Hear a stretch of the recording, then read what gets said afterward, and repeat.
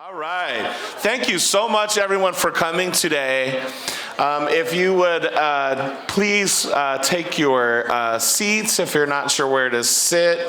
I think you can just find a place near you and make yourself comfortable. Welcome to the First 5 Marin Immigrant Forum. I have to say, we should have a lot more immigrant forums because this is clearly the most diverse room that I have seen in this county, maybe ever.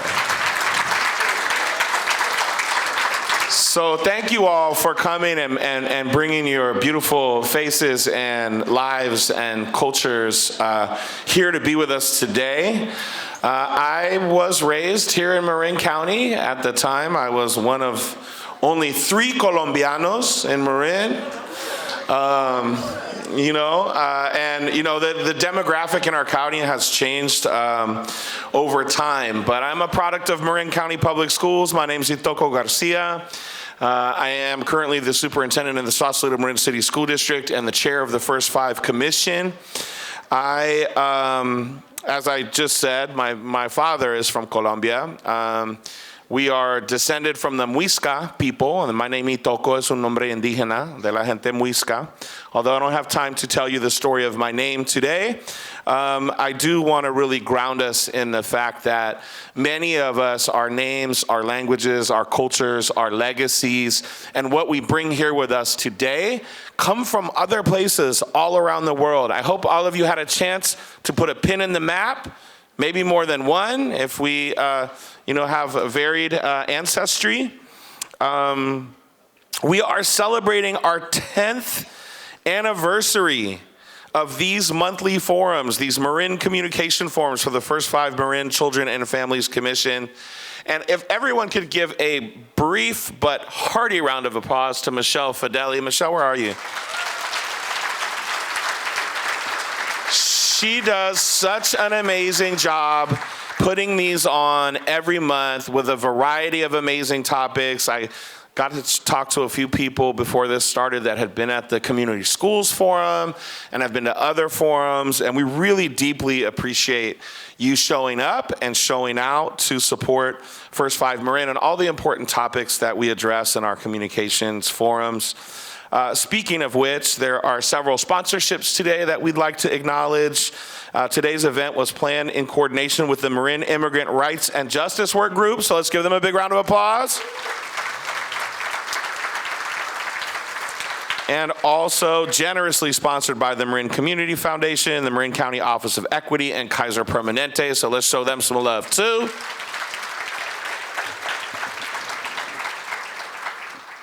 Un gran aplauso y gracias para Patricia Braule para traducir hoy. Thank you to Patricia Braule for offering translation services for us today. And felicidades to her for recently earning her master's degree in speech pathology. All right. Gracias aquí a los empleados del hotel. Thank you to the hotel staff who have been working so hard to welcome you, get the room ready, make sure that there's some refreshments for us. So let's get to brass tacks. On the agenda today, we will be discussing services that are offered for and by immigrants here in Marin County from some excellent organizations and some very, very dedicated people. We'll have a few minutes for you to talk at your table about ideas about how we could enhance those services in our community, how we can better support immigrants, and what our connection is to the immigrant community here in Marin County. We'll get to hear some immigration stories from some amazing people here, 4 very different immigration stories from all around the world from Marin County residents. We'll be recognizing some very special people with some awards today. Several outstanding people either serving the immigrant community or who are immigrants in Marin. And we have a very special keynote from Dolores Huerta. She, if you don't know who that is, I don't know where you've been, but she's a legendary civil rights activist and community organizer. And before our reception with refreshments and music, we will get to hear from Dolores. Now, she was scheduled to be here in person, Unfortunately, she's unable to be here in person today. So you have our apologies for that, but she has agreed to join us via Zoom. So you still will get to hear her keynote, although you won't get to see it live and in person, just in case you missed the emails that went out. Siguiendo con la tema, other comentarios. We want to really begin shortly with land acknowledgement about where we are and who the original people of this tierra, of this terreno, of this land were. And what we know today as Marin really is a tapestry of successive waves of immigration to this land. I did also have the honor to grow up with a few Coast Miwok descended people in this county. They're still around. Don't think they've vanished or they're gone. They're still here, which really makes almost everybody in this room an immigrant, whether you conceive of yourself that way or not. You probably came somewhere else to get here unless you're one of those very few descended Coast Miwok people.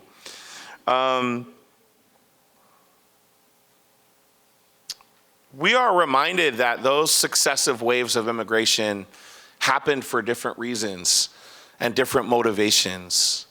Some of them were to escape conditions that were inhumane in their places of origin, in their home countries. Some of them were searching for better, richer land, cleaner water, better air. Some people may have even come from backgrounds where they were enslaved or escaping slavery.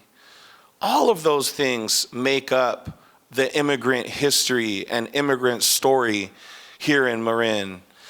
Over the years growing up, I experienced successive waves of immigrants from Iran, from Iraq, from Mexico, from Guatemala, from El Salvador, from Honduras, from Nicaragua.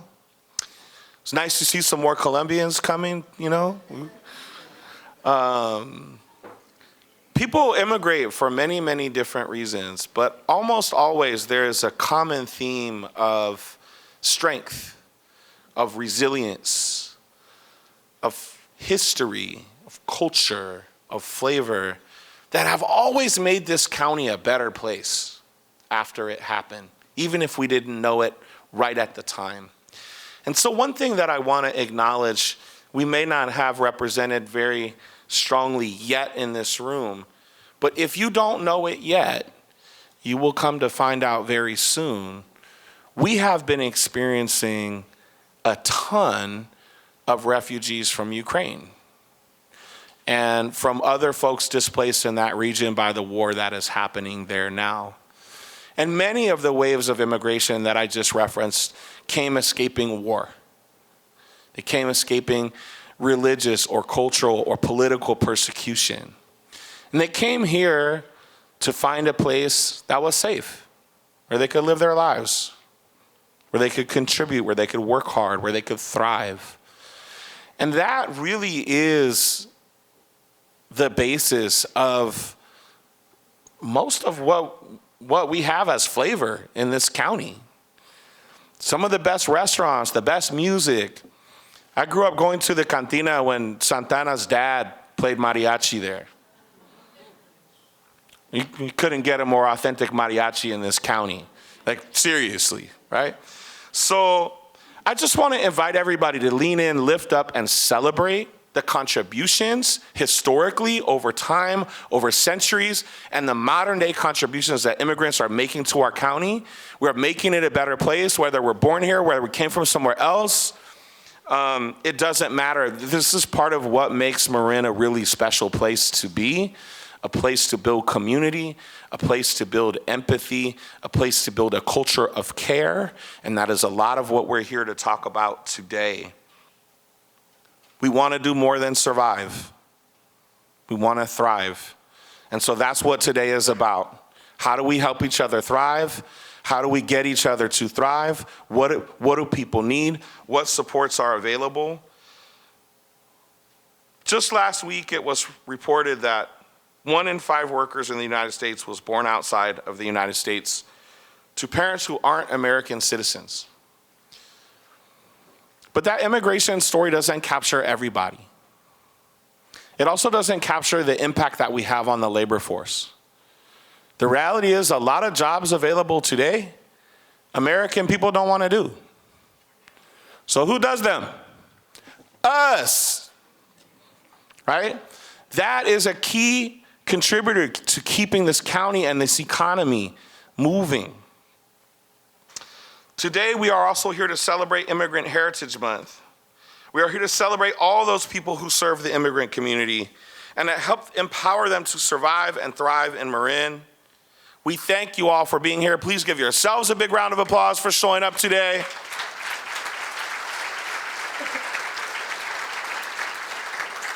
I would like to introduce Fernando Barreto, who will come and give us a land acknowledgement and build a little bit more on what I said to open the forum. Thank you, Fernando. Gracias por estar con nosotros.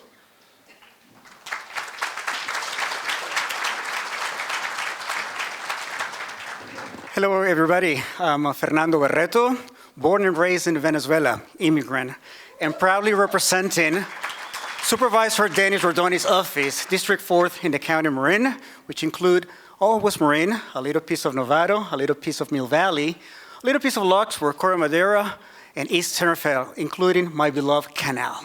So welcome everybody from the Canal here today.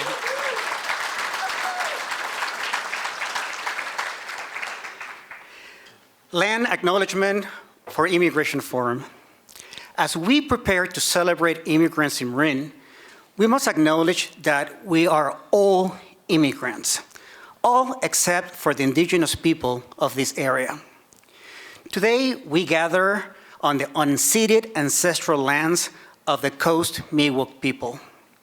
We offer our respect to the indigenous people of this colonized land and honor their careful stewardship of this beautiful place for over 13,000 years.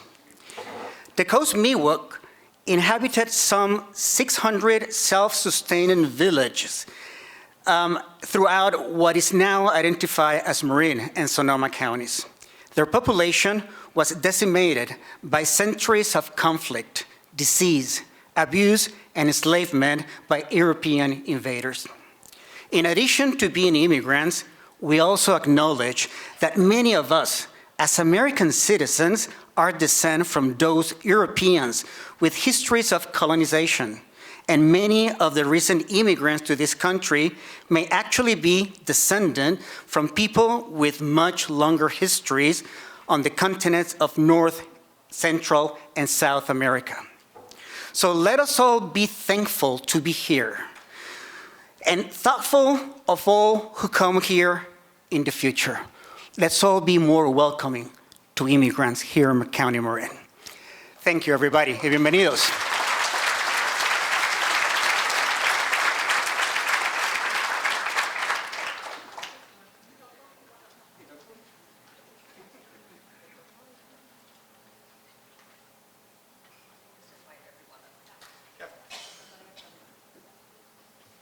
Next, I have the honor of inviting up Alejandra Lanino. Alejandra, please come on up. And the panel that she will moderate, she'll be our moderator. She's here from the SF Marin Food Bank.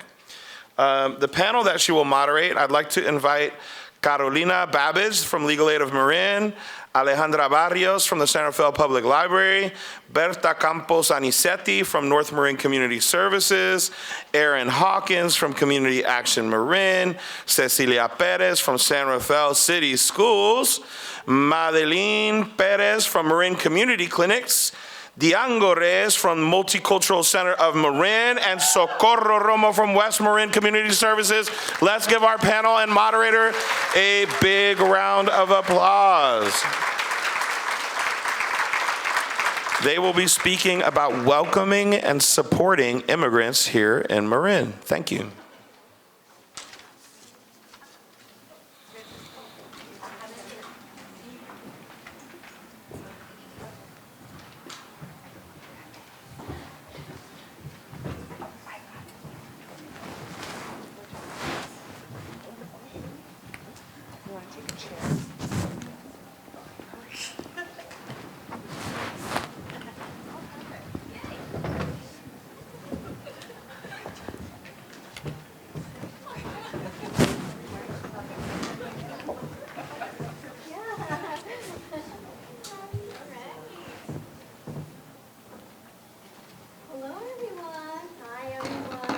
While we're waiting, if anyone would like Spanish translation, please see Patricia over here. Thank you. Hello, everyone. My name is Alexandra Danino, and my ancestors are from Ancash, located in the Andes Mountains of Peru, Huánuco and Huacho. I am a senior program manager with the San Francisco Marin Food Bank, as you know, we are here to collectively increase the utilization of food access and with the CalFresh program, which many of you here are partners, and we are doing this work together. So we are super excited. Wow, this is an amazing panel. We're super excited to just celebrate the great work of our movers and shakers in Marin. Our celebration today is about the immigrant journey to arrive, to survive, and to thrive. We're here to check in with you on the efforts that you are advancing in the immigrant community, with the immigrant community. With that being said, in 3 minutes or less, please tell us your name, your organization, and share about a successful program you have for our immigrant community.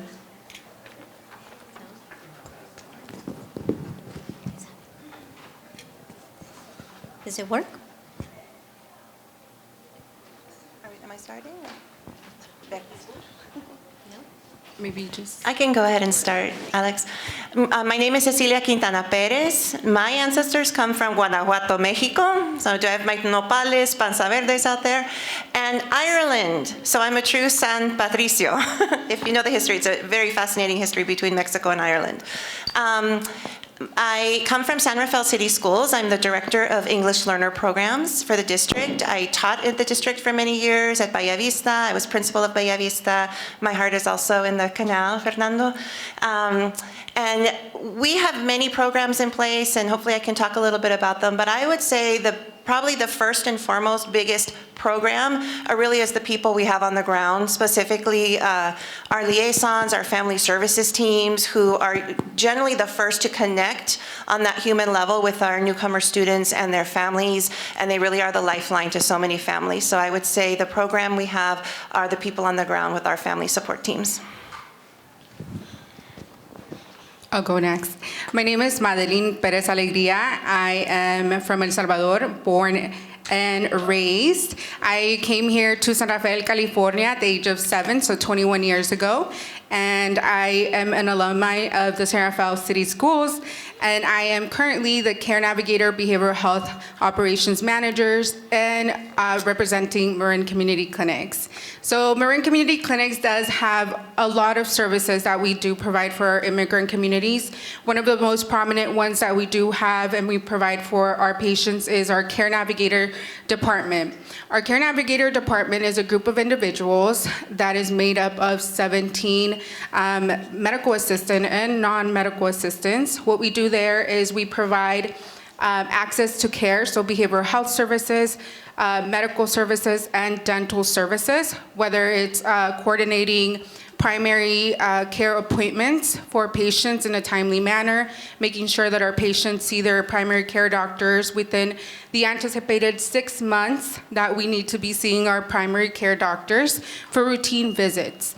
We also coordinate transportation, so we increase accessibility and making sure that our patients do and are able to travel safely to their appointments, whether that's using public transportation or even Uber Health.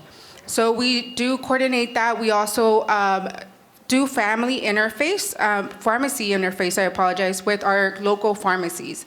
So we do have a lot of medications that currently are not being available in a timely manner for our patients. And of course, you know, our population does need a lot of advocacy and a lot of help managing the pharmacy system. So my team of care navigators are able to do that and do a lot more to facilitate and make sure that our patients get the care and support that they need. Thank you. Humberta Campos Anicetti, and I am the co-director. Humberta Campos Anicetti, from the co-director of Latinx Services and North Marin Community Services. in Novato, based in Novato. And two of the programs that I like to highlight, we're a multi-service agency. So two of the programs that serve mostly newcomers and were actually designed for immigrants is our Promotores program together with the Newcomers program. Our Newcomers program is an 8-week social emotional program that we offer in our middle schools and our high schools.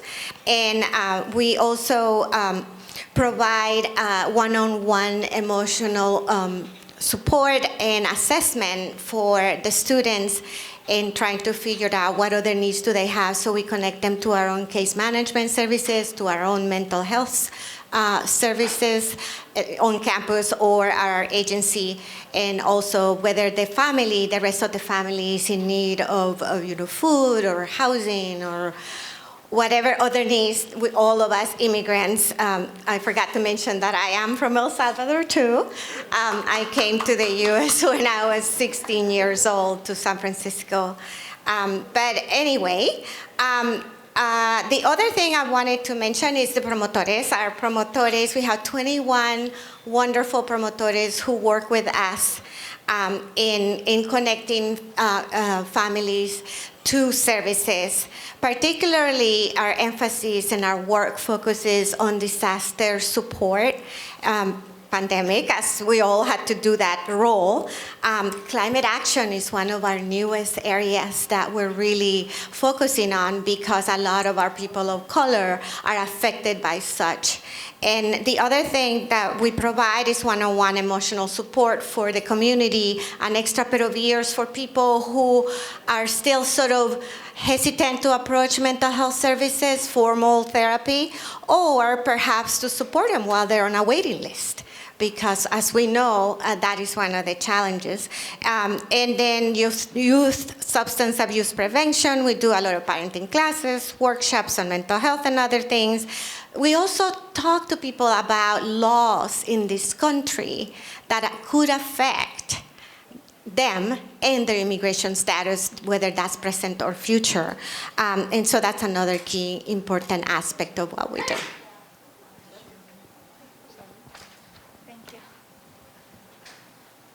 Hello, my name is Jennifer Pacheco, and I'm an attorney with Legal Aid of Marin. And my heritage, so my family is Mexican from Guadalajara and El Salvadorian, so a little bit of both ends. And Legal Aid of Marin, we are a nonprofit, and we provide free legal services for our community members. We do housing law, so anytime someone is being evicted or they need to know their tenant rights, we do that. We also have employment law, and we are just starting a clinic for wills and trusts. We do community court. So anytime someone has a clinic, a traffic ticket, or any violation that they need assistance with, they come to us and we help them navigate through that without having to pay or do community services. Good afternoon. My name is Alejandra Barrios. I born and I was raised in Guatemala. I've been living here for around 19 years now, and I represent the San Rafael Library. I've been working with them for more than 13 years now. Basically, I've been working the last year for the Canal community. And basically, I would like to talk more today besides the library service that maybe everybody knows about it. But we try to provide services for our Latino community, as try to connect people with services, translations, any kind of help. We try to help people when they get to the library to get with something. Don't refer to other agencies if we can help them in the moment.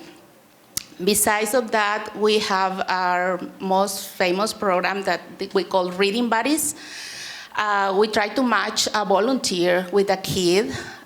So we provide weekly, we serve 40 kids between two libraries, downtown and Pico, with matching with a volunteer.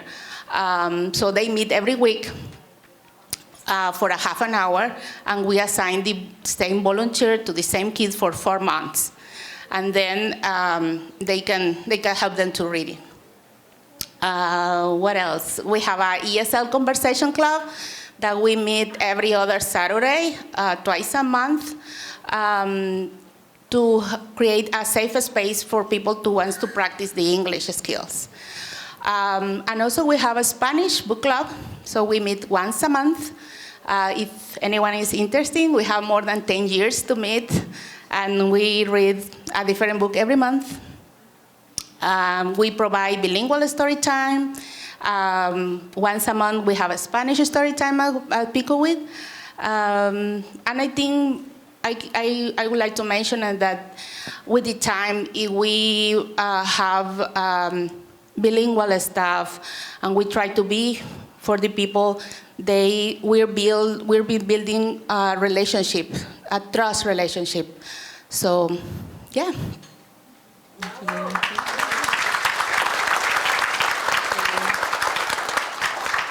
Good afternoon, everyone. Happy Pride Month. I'm Erin Hawkins, and it might come as a shock to you, but unlike my fellow panelists, my family does not originate from Central and South America. I know that's pretty shocking. But I am the wife of a first-generation immigrant. My mother-in-law came from the Philippines when she was 18, and I unfortunately don't know a lot about my heritage. My maternal side lost about 40% of their Ashkenazi Jewish family during World War II and the Holocaust. So mine is a somewhat disparate immigrant story. But regardless, I'm really, really happy to be here. I am the new Vice President of Programs at Community Action Marin. And we, like everyone else on the stage, we do an incredible amount of work to support our immigrant families, neighbors, residents, colleagues. But the program I want to focus on very quickly is our Children and Family Services. So CAM, as we call Community Action Marin, is the official anti-poverty agency of Marin County. And one of our largest programs is our free, reduced, affordable, not only childcare services. People often think of state-funded preschool and Head Start programs as simply providing childcare. We don't just do that. We use something called a whole family approach to connect with all of the children in our programs and their families to provide everything from dental care to medical care, nutrition services, educational services, meals. I mean, we serve meals that we harvest in part from our garden to our children every day, 5 days a week, year-round.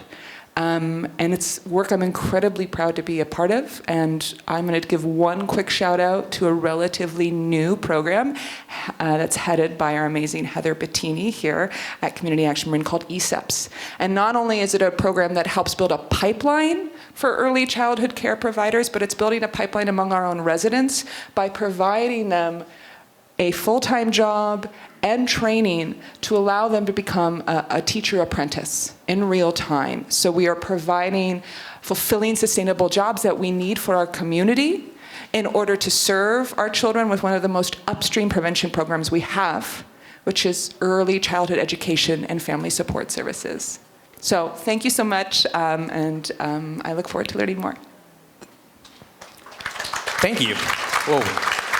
Well, thank you everyone for having me today. I'm Diongo Reyes. I am here on behalf of the Multicultural Center Marin. I am Guatemalan as well, born. Also, I'd like to share this story as well. I crossed the border with my mom when I was 3 years old. 30 years later, I'm here standing and advocating for immigrants, for our Marin County residents. So it's a pleasure for me to be here, so thank you. The Multicultural Center Marin, formerly known as the Canal Welcome Center for some of you who have been partners with us out here. I see a lot of familiar faces, so thank you. I appreciate all of you guys for the continued support and collaboration, and hopefully new collaborations amidst of this forum. The MCM has culturally appropriate resources and opportunities in a safe space to provide our immigrants, and not only immigrants, but all of our residents with diverse and staff that I have over here. If you guys can raise your hands, thank you. The work that we do, like all you guys mentioned up here, cannot be done without all of you here. So, I think our role and our job, we have a multi-service programs and services, but, our job title doesn't fit or even have everything that we do on every single day. And all of you guys are advocates for us. And one of the things that I want to definitely touch, I am the Youth and Family Programs Manager. And one of our key programs, we provide peer support, one-on-one mentorship and coaching to youth and parents to navigate community services, juvenile justice system, employment development, academic support, mental health advocacy. What else do I have on here? We have emotional and physical support, like we all mentioned up here. Additional to that, we have our Presented Leadership Program that provides at-risk youth to develop leadership skills, discover their individual strengths, and explore potential career paths. We just revamped this program, and we now serve 20 kids compared to 10 last year. So we are hearing the kids' voices, and for us and for myself as a program manager, I continue to listen to the kids because we cannot do the work and give them things that they're not interested in. They're the next generation, and we continue to hear them with a lot of partners that we have here. I have many success stories, but one of the main ones for me that I see instilled in a lot of them is myself. So I really am connected and rooted in the services that we provide, not only because we're in this profession, we have the passion to do it. I believe everybody here has a passion to do the work that we do. And some other services that we have our MC and food distribution that serves every Saturday. We also preserve and celebrate and promote traditional arts from immigrants and indigenous communities with our signature Day of the Dead event. And I want to highlight some of our other programs, CCRC, we have Tay Radio, we have Cuerpo Corazón Comunidad, and I encourage all of you who do not know and are familiar with our agencies to visit our website, contact us. We have our table over here. We always want to collaborate and make sure that we're all putting in a good effort to make sure we serve all of our immigrant communities and everybody that we serve. Thank you.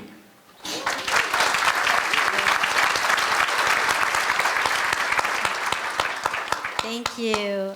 We are hearing great efforts on supporting the arrival and survival of our immigrant families.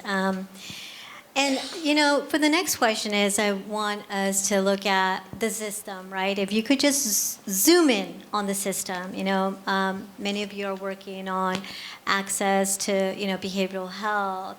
You're looking at the schools.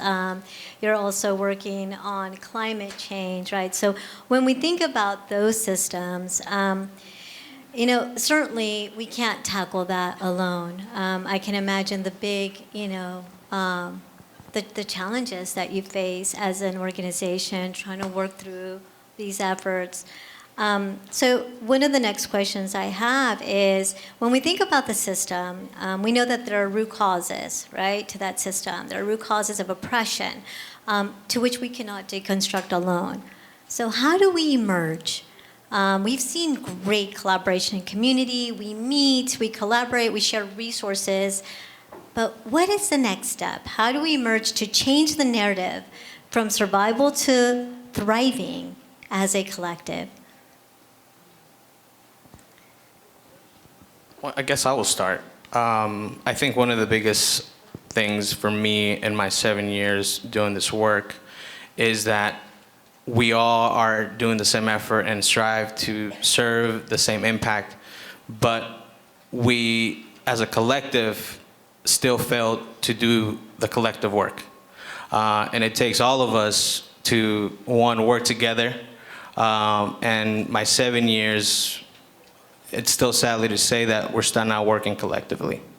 And I think it begins with everybody in this room, everybody from the volunteers in the organizations to the executives, to meet together, to have forums, to have committees, to address these issues and have action plans. Because for me, it's sad to say that I sit in a lot of tables and I hear the same thing, but nothing comes out of it.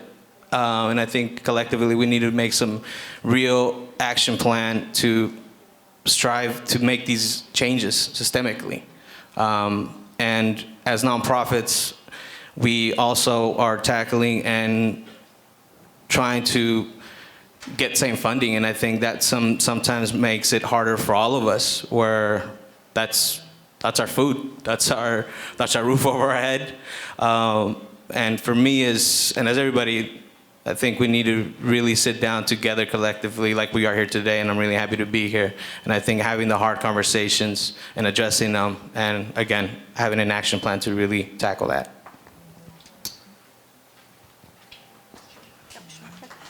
Thank you, Daniel. So I would agree. I think that collectively we're such a force, and there's so much talent and passion and skill, and we just never fully get to the point where we truly mobilize. I mean mobilize, put it into action. Speaking from the educational perspective, we have amazing educators, we have great staff that are doing the work, and we're all doing the work within a system that was not set up for everybody to be successful. So the underrepresented groups in our society, in our schools, the system was not set up for them. It certainly was not set up for our newly arrived students and their families. So I think it takes brave leadership in addition to mobilizing. I think it takes the willingness and really taking the chance to think out of the box and get out of the box that is public education, rules, compliance. It's necessary, right? But I think that we actually have more power than we often realize. And I think that now I'm in a position where I can see things more from a district level, and I see pockets of greatness happening in classrooms that are making a difference. We need to replicate that across every classroom, across our district, across our county, and beyond, because it can be done. So some of the systems specifically that we've developed in terms of academic, and I don't want to get my credential revoked here because I do believe in academics and standards in academic, but the work starts with the care and the connection and the heart. My teaching history is in elementary grades, the primary grades, the little, so you don't have a choice. You have to love on them and love on them hard. They're babies, right? Now that I'm working with middle and high school students, they're still babies, right? They need just as much love, sometimes even more, delivered in a different way. But we have to root all the work we do with our students and our families in care, in love, in connection. Because if I'm a good teacher, I need to know my student as a learner. What are their strengths? What are their areas that they need to work in? But before I can know them as a learner, I need to know them as a person and as a human, and know their stories and give them opportunity to share those stories and affirm those stories in my classroom and in my school. So I think that we actually have more power than we realize. I think we just need leaders that are willing to give us the permission to try and have our backs. And I feel very fortunate in the position I'm in now. We have a very supportive district leadership, a very supportive board that has prioritized the needs of our English learners, of our newcomer students and families. But I would also agree, just really being able to mobilize, because all of us are spread so thin. And some of the critical services that we need, legal services, immigration services for our families, mental health services beyond school-based counseling, because many of our newly arrived students, they need more clinical level care, and we just don't have the practitioners available. It's nobody's fault. So how can we work more collaboratively so that we can either share resources or build our collective resources together, and have more of a centralized approach to connecting our families to navigation services. We need navigators like all over that can pick up the phone and talk to the food bank or talk to the multicultural center, or talk to North Bay. We just need more people on the ground. We need to just share our cell phones and text each other all the time, I think. But I know that we're all doing the same work with the same energy, effort, passion, and love. So I would co-sign on, we need to mobilize, not just collaborate, but get going on it. Thank you, Cecilia.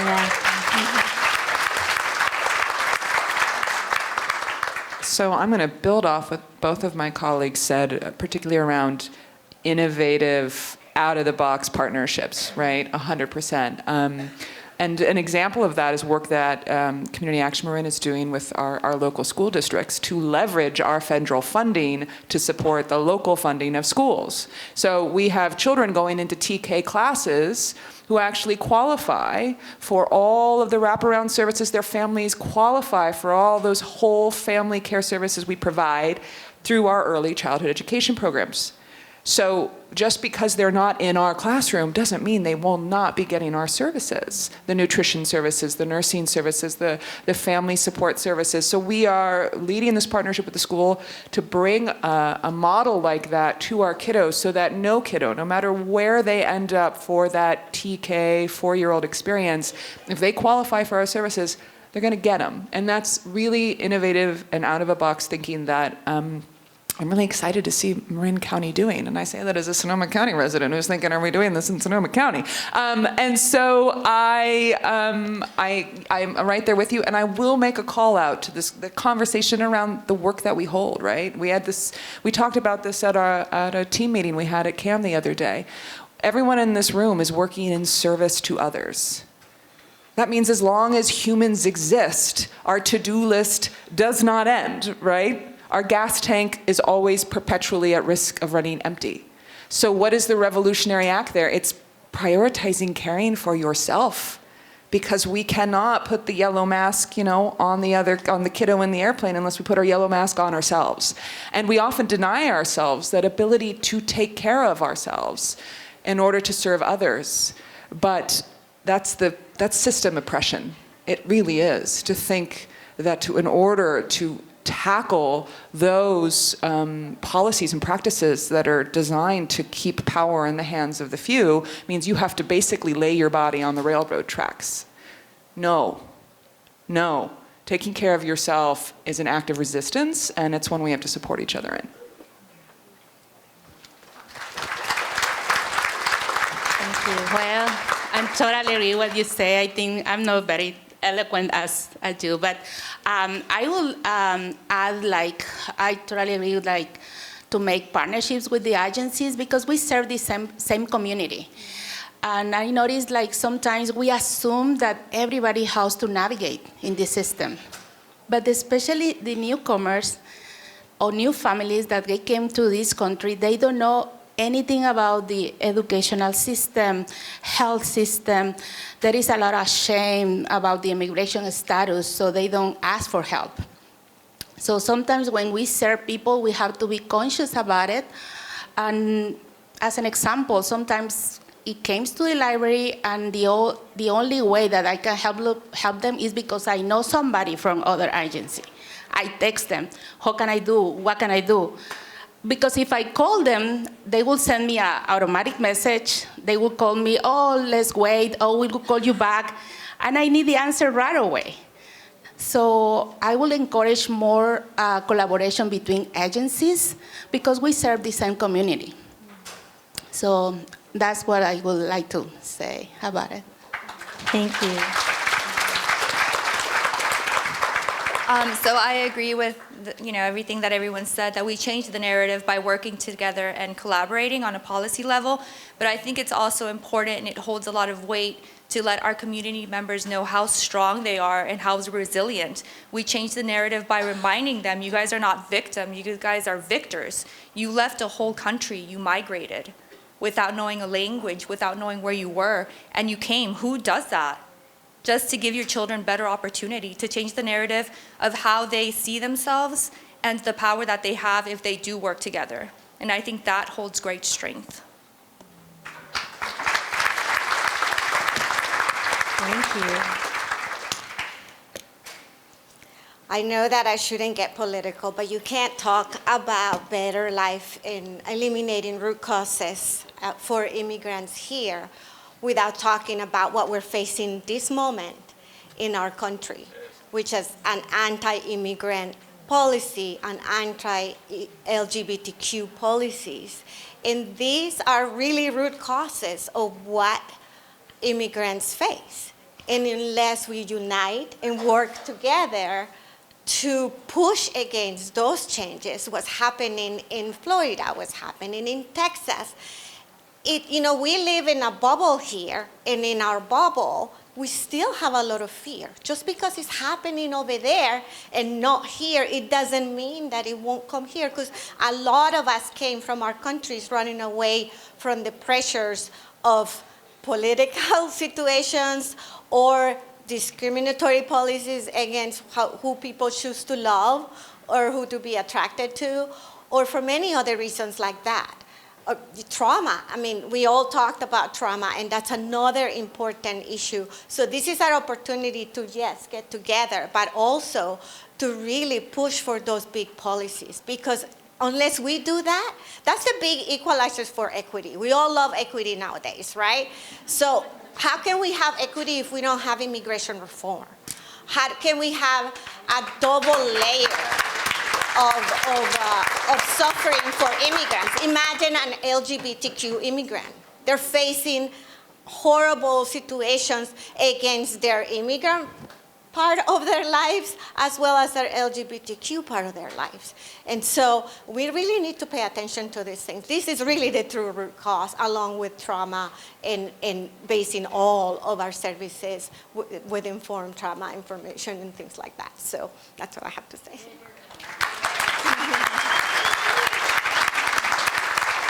Thank you, Bertha.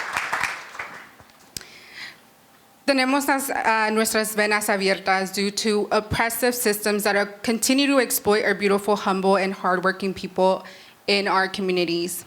I want to zoom into our pediatrics department over at Marin Community Clinics.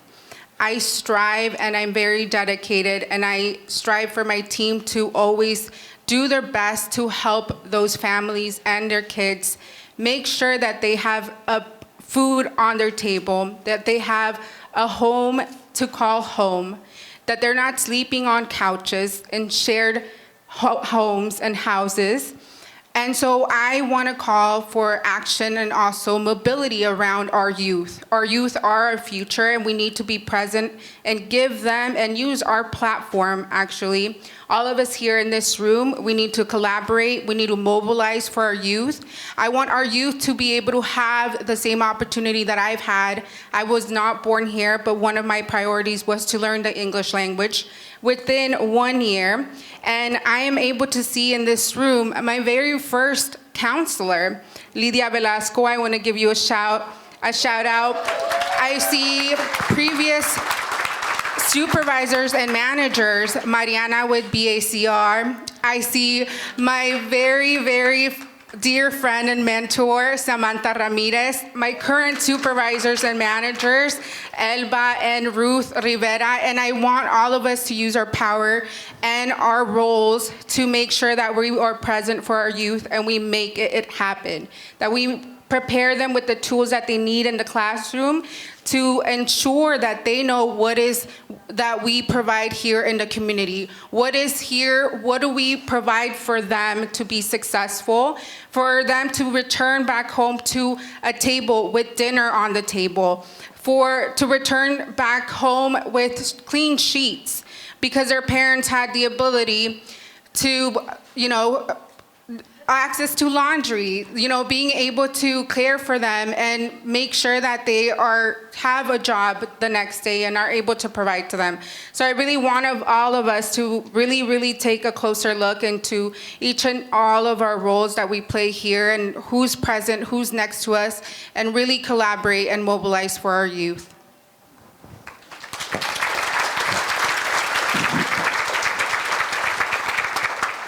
Thank you. We've heard it here, right? It's systems, it's relationships, and we're all interconnected. And the only way that we are going to change the narrative is if we are working together in a much more profound way. So, as you heard our movers or shakers here on our panelists, it is a call to action. It is time. There is no more yesterday. What we know today about our county and this, the data and where we stand, we have no excuse. We can move this forward, and we need to do that work together. So I wanted to thank everybody here for their courage, for their voice, for their efforts in the community, and it doesn't stop. Right here, we want to continue. So you may also see on your table that there are index cards. Please write, what is the next? How do we emerge? What would you like to see as far as working collectively in changing the narrative? We are hoping to work through this and hopefully get our Board of Supervisors to support us on a future resolution coming up very soon. So thank you, everybody. Please give everybody a round of applause to our heroes.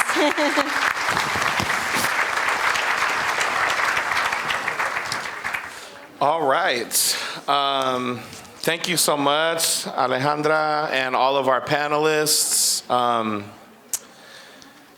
I think a lot about intent versus impact, and I want to invite us all to think about a resolution that is tied to outcomes and not just to words.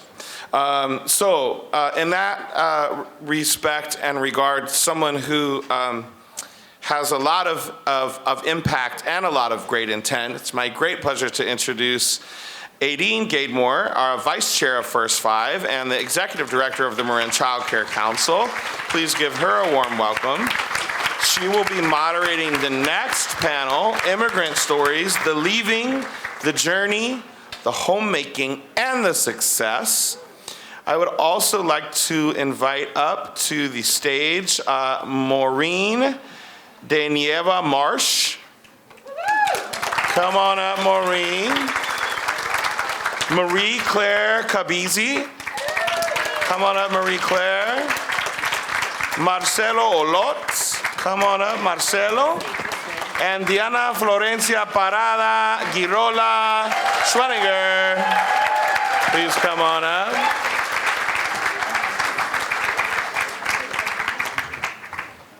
Good afternoon or good evening or whatever it is right now, everybody. I am truly honored and humbled to be able to be a part of this part of the day, because now we get to hear the stories of real immigrants to Marin County and to America and hear about their journeys and what happened. My name's Aideen Gademore. I'm Executive Director of Marin Child Care Council. My team is back there in the corner. Any of your clients, or anybody you know who needs childcare, we serve 800 children for subsidized childcare in the county, so we are here. Make sure you connect with my fabulous team back there. I'm also an immigrant to America. I've been here about 20 years. I think I've been a citizen for maybe 10. So I also had my own personal journey to get here. But today we are going to start with our panel. So each one of you has 3 to 5 minutes to share your stories, what made your journey to this point, and we are all very grateful that you're willing to do that with us today. So I'll just pass the mic. Hi, everyone. My name is Marie Claire, and I am from Rwanda. I'm a genocide survivor. I will start with this quote. The best part of life is not just surviving, but thriving with passion, compassion, humor, style, generosity, and kindness. In 1994, there was a genocide against Tutsis in Rwanda. My parents, my brother and his wife, and my dad's entire family were murdered just because they were born Tutsi. Over 1 million Tutsi people were killed within 100 days. Instantly, I became a parent to my own siblings. I had to figure out life. I had 5 people to feed, put through school, have a roof over their heads, and raise. My dream and hope was to give them a good life, because I knew that's what my parents would have wanted. I left the country and took my siblings with me, with the dream that I will take them to a country where we will have a chance to make a living. The journey was long. Through refugee camps in different countries, poverty, hunger. It was a long process, but eventually we arrived in the US. My daughter was 10. I'm so grateful that she got her education in this country, and now she's an accomplished adult who lives and works wherever she wants in this world, thanks to this country. This country has been my home for the past 23 years. It is the most stable home I've ever had. I was made a victim, but I choose to be a victorious.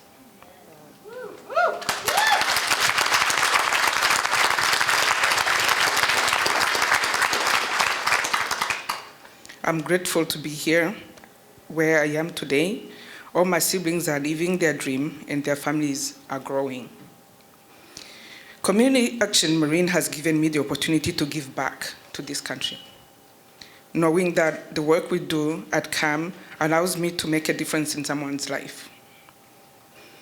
It is rewarding on so many different levels. I'm very proud and grateful to be part of an organization that changes a life.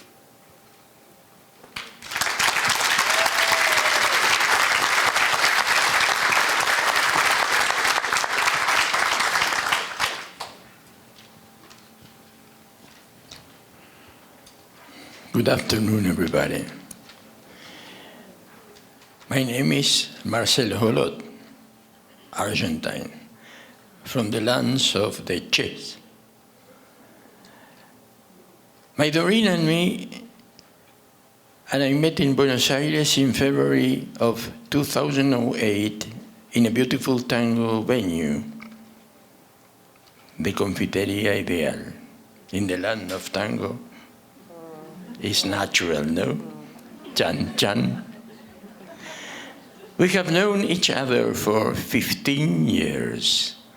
During this time, we traveled together. She visited me, I visit her, and in December of 2014, in Montevideo, Uruguay, we were there celebrating the New Year together. We decided to marry, and I consented to come to the US to live. What experience. It took 6 years and 4 different lawyers. This is a long story to arrange our fiancé visa. I must here thank Brett Snyder for getting the papers finally in order. But my immigration never would have happened without the COVID lockdown, without the help of Gabriela Scarcas of Congressman Jared Hoffman's office. She succeeded in getting me into the closed-down consulate in Buenos Aires and arranging the final paperwork so successfully that when I crossed the finish line, immigration, in the airport in Houston Airport, I was greeted so warmly and respectfully by the officer in charge that the airport aide who was guiding me through leaned down and said, "May I ask you a question?" I said, "Yes." "Who are you?" And in that moment I said, "I'm Argentine, but I have no one tango to sing to you, you know." This. And to invite to you with a wonderful Argentine steak, well known in all the world. Doreen and I were married August 29, 2021 in San Rafael, California. We have had our final interview, and I am awaiting my green card at this moment. What a moment.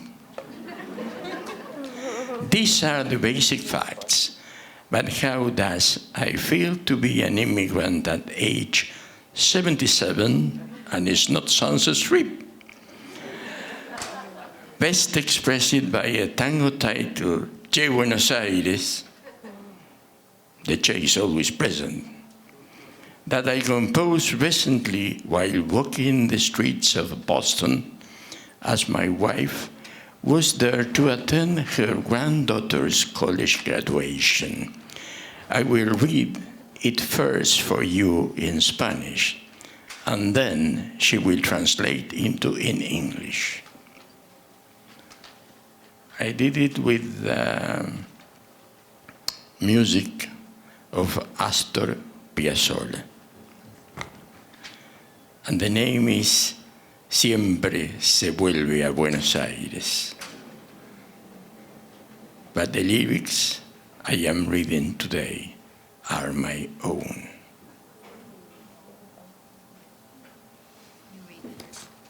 Okay. Is the boss? If not, I'm not here. Che Buenos Aires. In Spanish it's different, no? Buenos Aires, ciudad encantada, que lleva al porteño perdido en la pista de viajar. Y viajar. Siempre andar y andar por pensar en regresar. Regresar con su dolor de girar y no parar. Sentarme en un café de cualquier ciudad y no encontrar el aroma aquel del viejo bar. En la esquina de acá quise encontrar la borra de aquel lugar y solo allí una mosca en la borra del café. No sé si yo existo o si Borges me inventó, como inventó el poema La tristeza de esta ciudad, o como Gardel necesitó estar en Londres para extrañar y sus mejores tangos en New York para inmortalizar esta ciudad. Es como un cuento que no existe, pensando en la quimera de una cábala que cree que ha de funcionar y termina como el amor adolescente, en flor de un día, para olvidar. Nacer en Buenos Aires es volver a empezar, fracasar y triunfar, si la multitud de fans se digna escuchar. Una bola de nieve me arrolla al caminar y destruye todo al pasar. Es como una mujer que en los pasos de tango muestra su vibrar, enrosca su figura y la lanza en una pista sin final. Yo sé que nacer y ser de acá es como un partido de billar, donde no sabes qué bola apuntar, qué tango el fuelle ha de tocar, qué rostro de pronto un instante se cruzará y un amor único y distante la ciudad te obsequiará. Siempre se recuerda el penal que no pateé, o el lugar que no fui, o los grandes que se fueron y allende los mares murieron pensando en volver, pero no volvieron.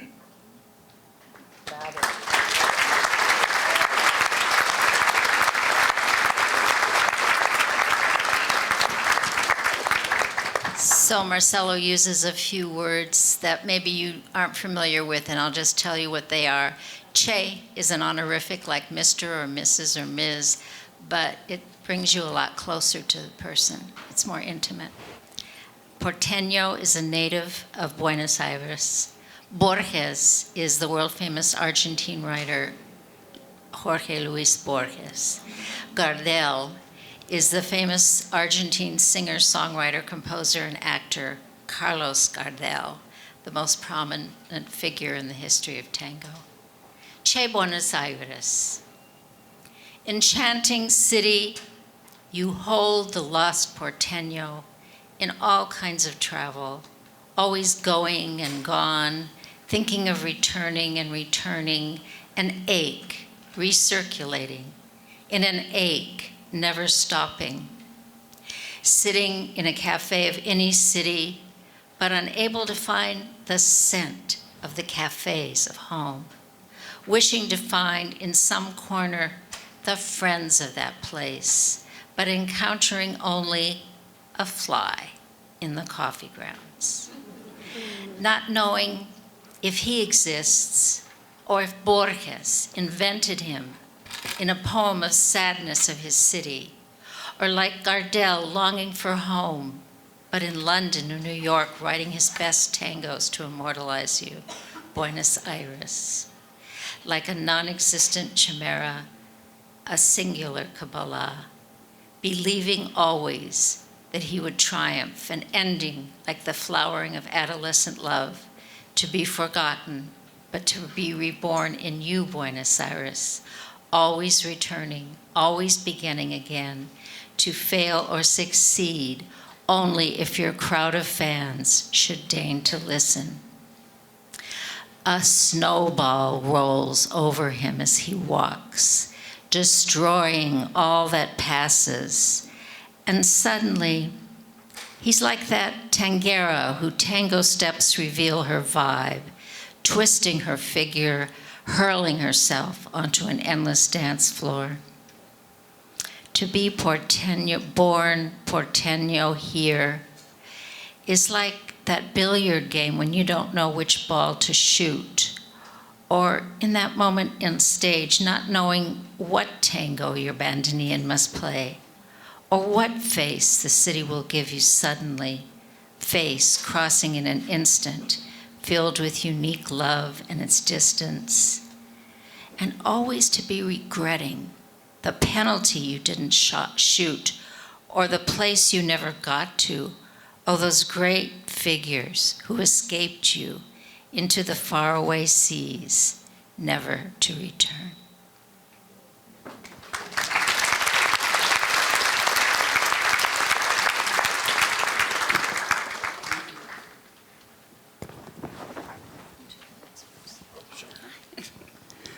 I didn't know if you had something else to add, Marcelo. You know, behind every great man is an even greater and stronger woman. Right? Yes, for Doreen. My name is Marin Joy Ganghe Dinyeva Marsh, and my family ancestry is from the Philippines.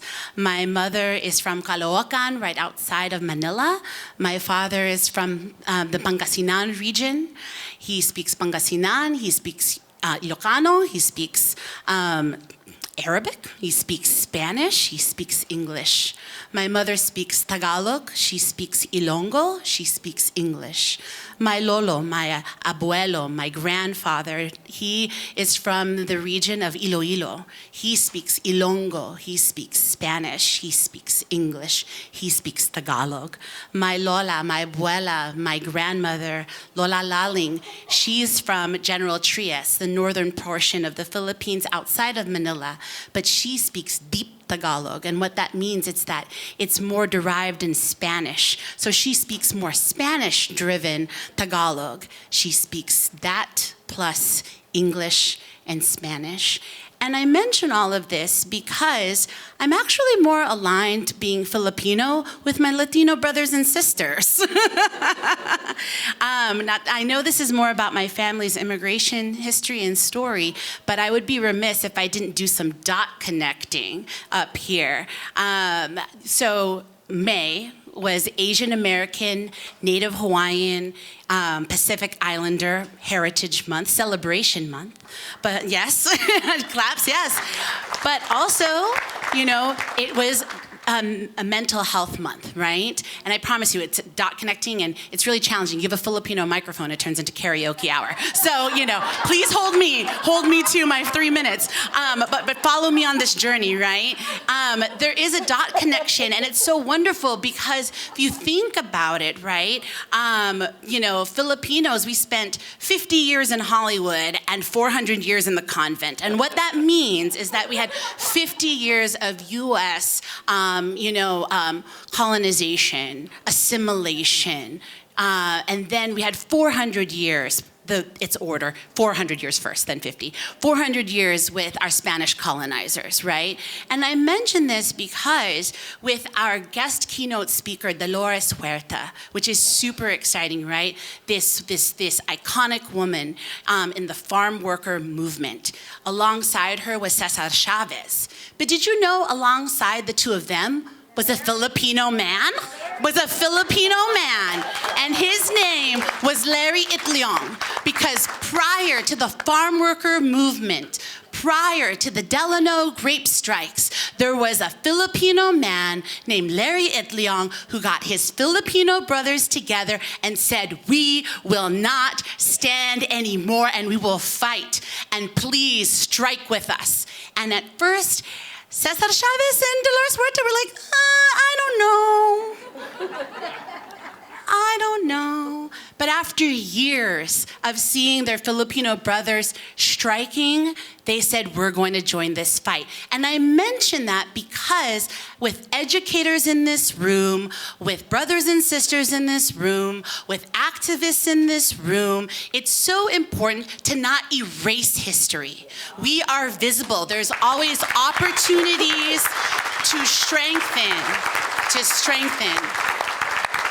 And I share this because what a beautiful celebration of our immigrant story. So you can already tell I am not a first gen immigrant to the United States, but I am a first generation born American citizen.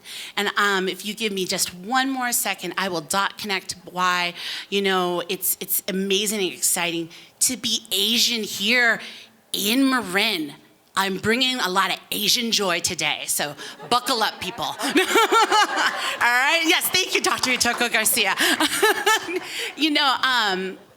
It starts with this, a dream, right? And my grandparents, they said, you know what, we want to have a piece of that American pie. And my uncle, at the age of 18, joined the US Navy.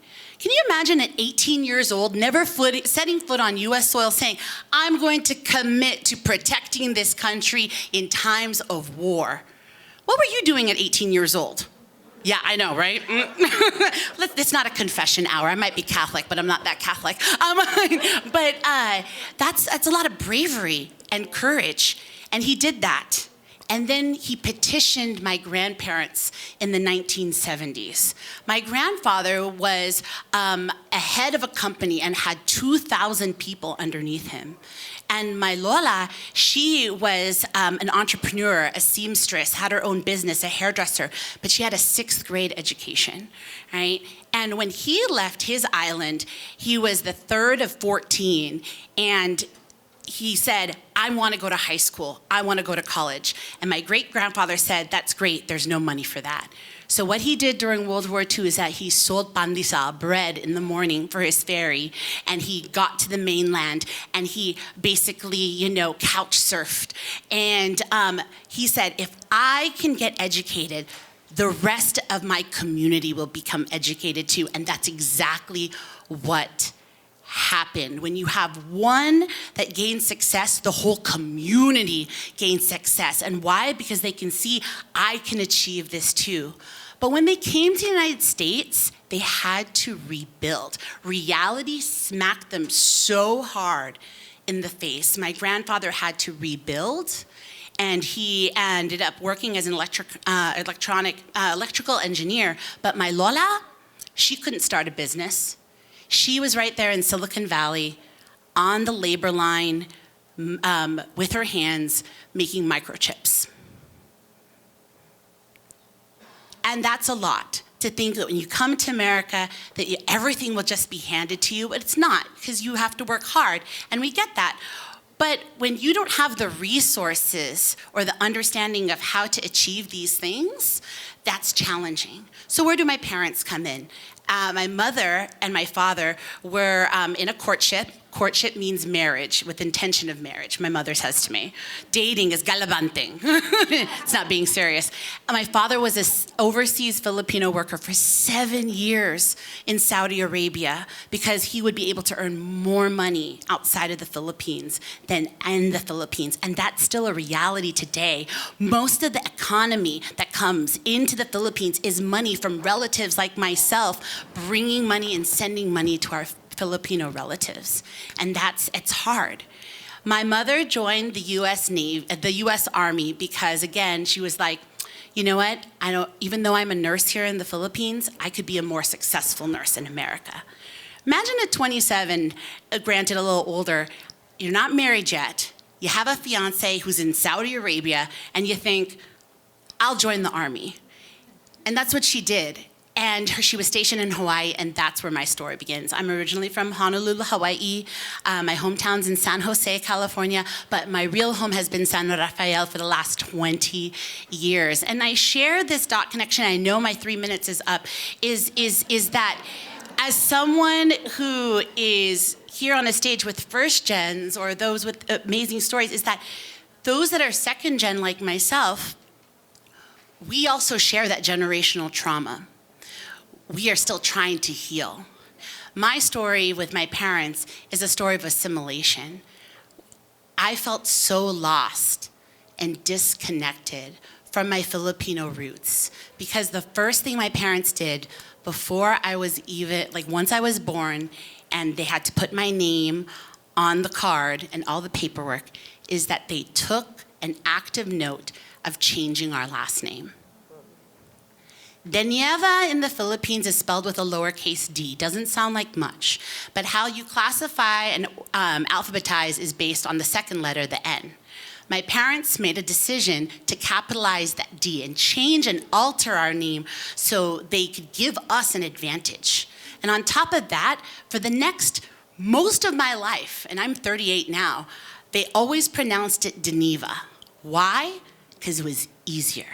Why? Because we didn't want to tell anybody to correct them.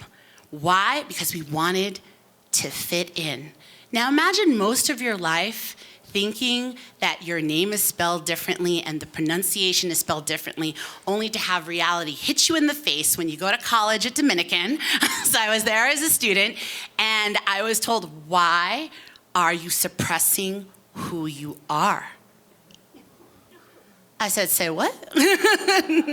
And so we come full circle today because I'm proud to be part of an agency, Community Action Marin, where I'm the new director of whole family and community services. And what that means is that we surround families to help them move from crisis to thriving. But what that also means is that they could be unapologetically who they are, who they proudly can be.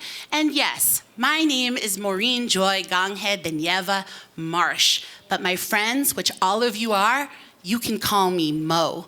And I just want to really say, thank you, is that at the end of this, I also want to use this space to amplify. Because a long time ago, I previously worked at the County of Marin. I see my County Marin brothers and sisters in here, woo! For the last 10 years. But I want to say the importance of spaces of belonging. The importance of spaces of visibility.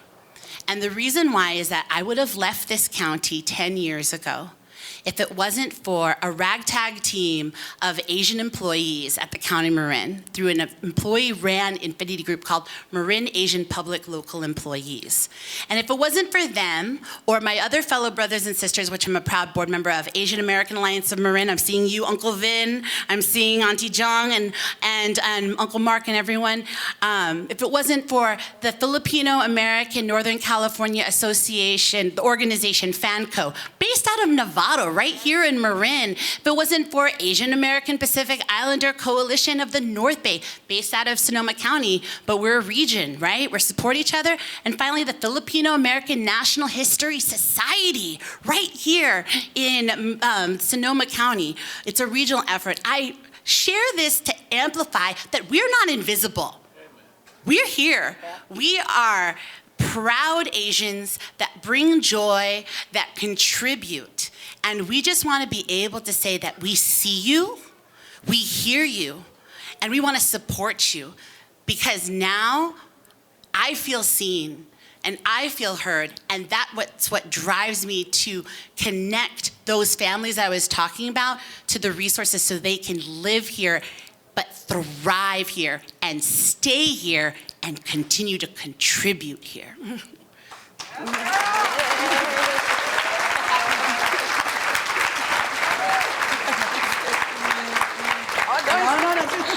We will have a karaoke together. Hello, my name is Florencia Parada. I'm from El Salvador. I grew up in the Pulgarcito de America. For those who don't know, El Salvador was called the thumb of America because it's so tiny, so tiny. Based on Wikipedia, it's the size of the state of Massachusetts. I don't know if it's true. I don't know if Wikipedia always tells us the truth, but it is really small. I was raised and born with my 5 siblings and my 22 close cousins in San Salvador, the Valley of the Hammocks. And it's also called the Valley of the Hammocks because it's always shake. We always have earthquakes almost every day. So we We live with earthquakes. It's part of our family. Everything shakes always there. So then so much that I would love to share about my childhood, because I did love my childhood with my siblings, my friends, and my family. But there is also hard to comprehend how hard it was for us when everything changed back in the 80s because of our civil war. 12 years of brutal civil war that killed more than 70,000 families, individuals, Salvadorians, including my older sister, including my aunt, my mother's sister, the next day of my sister, including my cousins, family from my father's side, and other friends, many of my friends. So it was really hard to live that reality, that our families were dying, were killed because they believe in freedom. My father, also something that is important for us to share in my house is that no matter the cruel reality of our war, we actually created with my siblings a little bubble. Like, have you seen Life is Beautiful, the movie, the Italian movie? We definitely created that in our home. We believe in magic, we believe in fantasy, we dream, daydream. No matter the pain, no matter how scary we were, no matter the bombs, the guns, the militia coming to our homes and shaking every single of our rooms, no matter that, we still were trying to be happy kids. We're still trying to play and live some kind of normal life. My father was a lawyer, and he was also the chancellor of the National University back in the 80s, and that was already very dangerous. He was trying to keep our university safe and open, safe for our students who were kidnapped, killed, disappeared, teachers, faculty members. He was also kidnapped, so we didn't know what was happening to him for months, but he survived that. For some reason, the president of our country saved him at that time.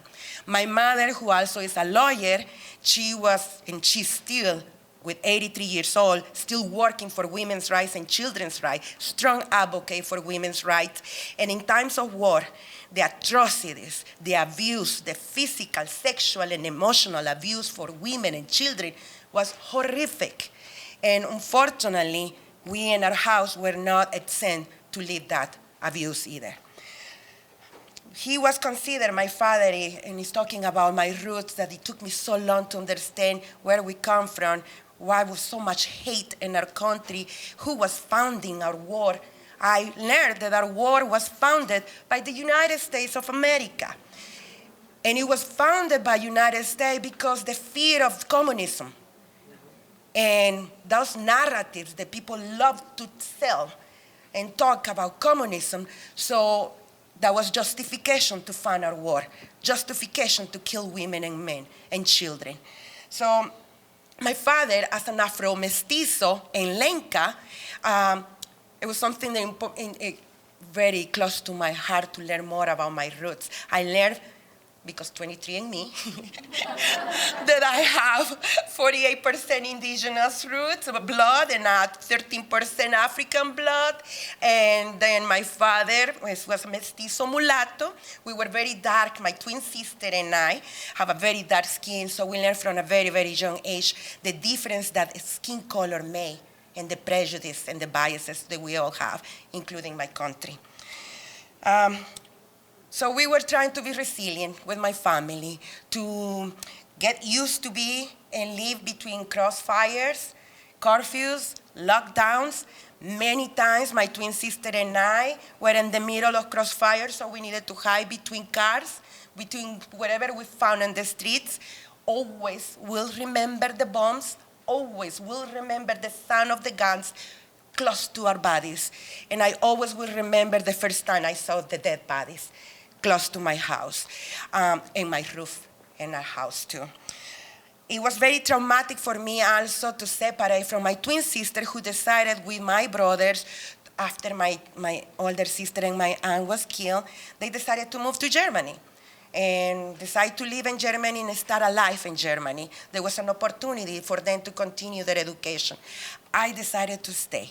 I wanted to stay because I didn't feel to leave my father, my mother in this war felt wrong to me.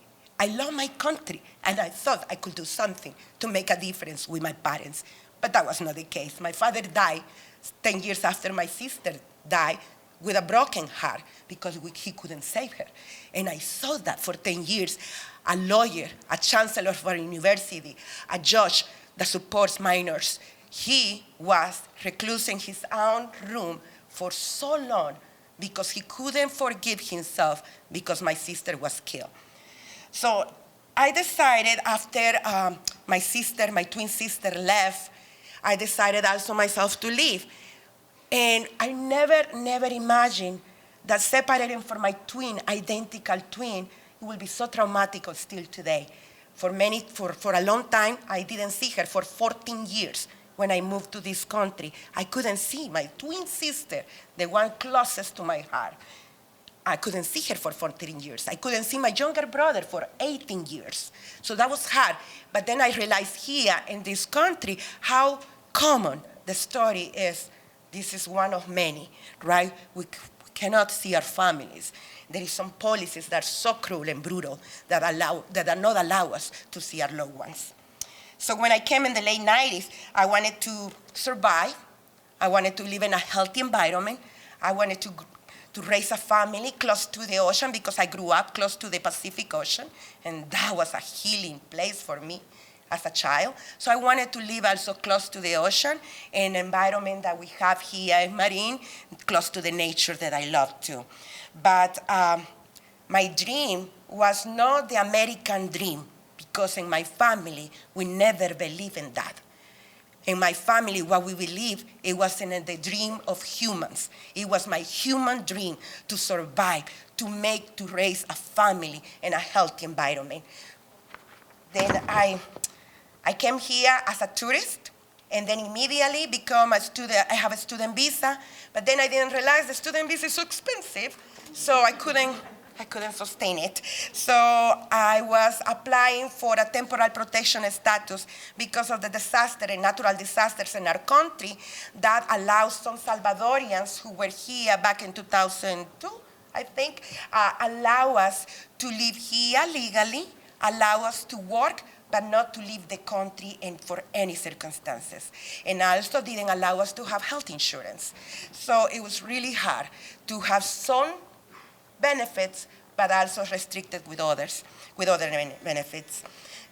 To move here was a really gigantic cultural shock for me. I did not speak English at all, and that was 24 years, almost 25 years ago. I'm still learning, but I lived for a few years in West Marin, and I love West Marin. I have my daughter in West Marin, and I have really, really fond memories with West Marin. But at the same time, I faced some of the challenges and barriers that I didn't know many other families also share. And there was the lack of affordable housing, the lack of transportation, the lack of childcare, the lack of employment opportunities, especially for single parents, because I become a single parent too.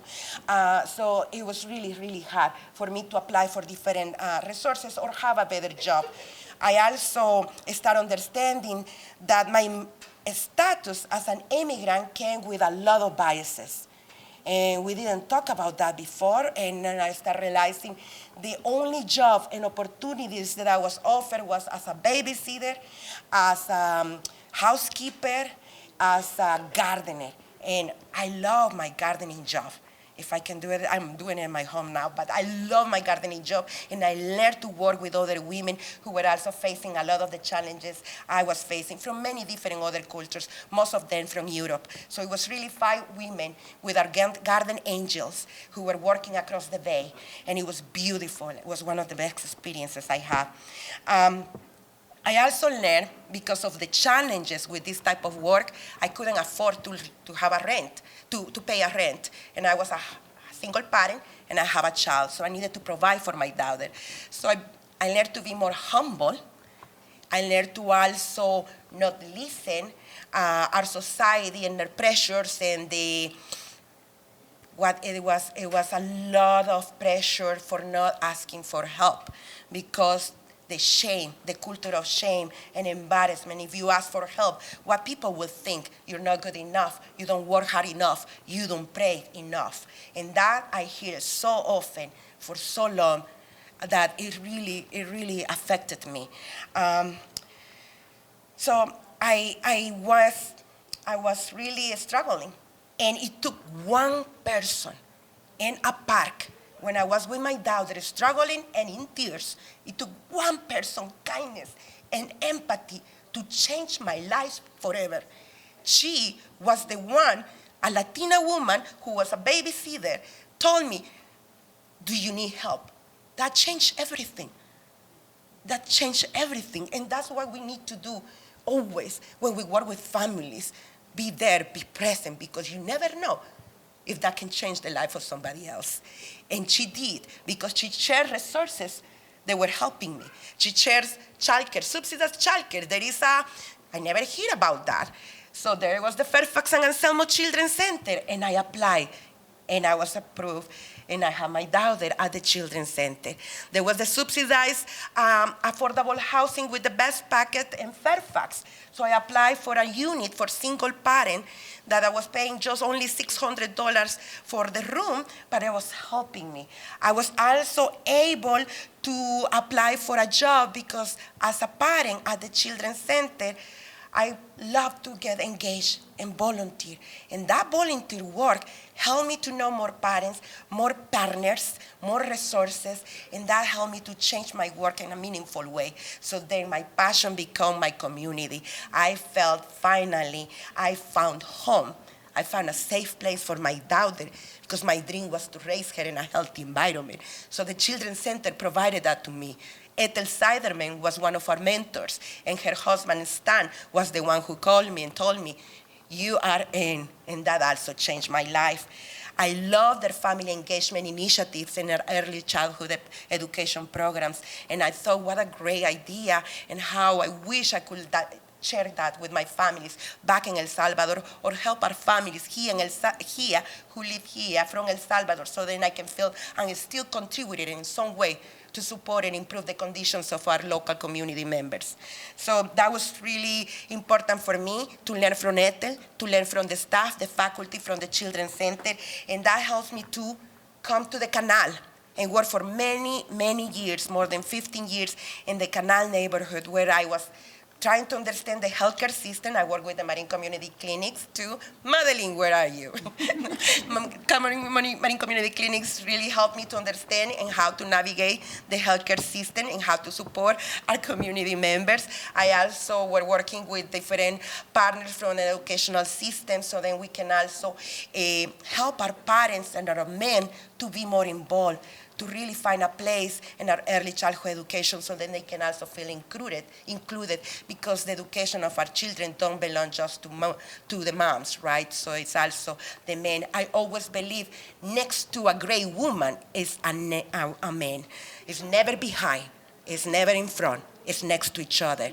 So I love that for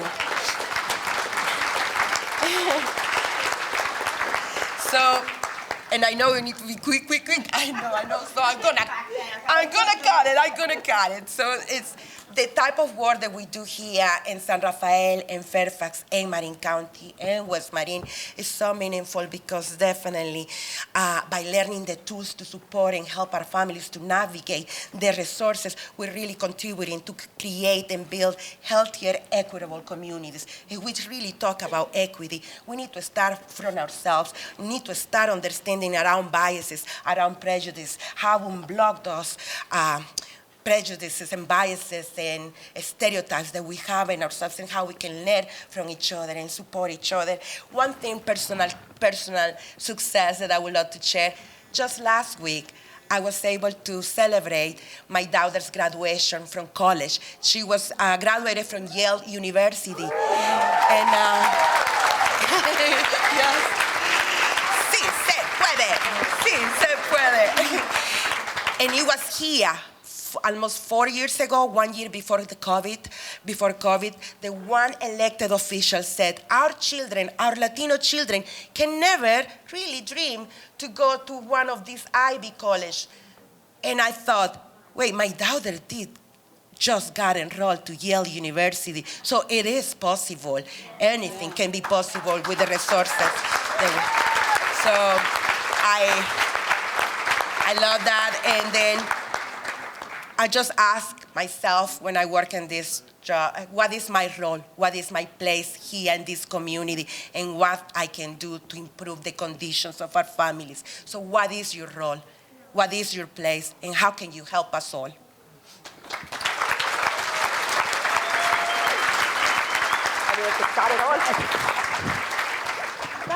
Okay, wow. Just wow. Thank you so much for sharing your stories. There was tears in the room, there was laughter. I realized that some of you speak faster than Irish people. I think we all should take a moment today or, over the weekend and really just think about our own stories and how we got here, because I know so many people in the room took different paths to get where we are today, and what we can do in this community to make sure that every immigrant, that every child has the same opportunity. So I hope we will leave it that. And for now, I would like you all to stand up and give these amazing people a round of applause for sharing their stories.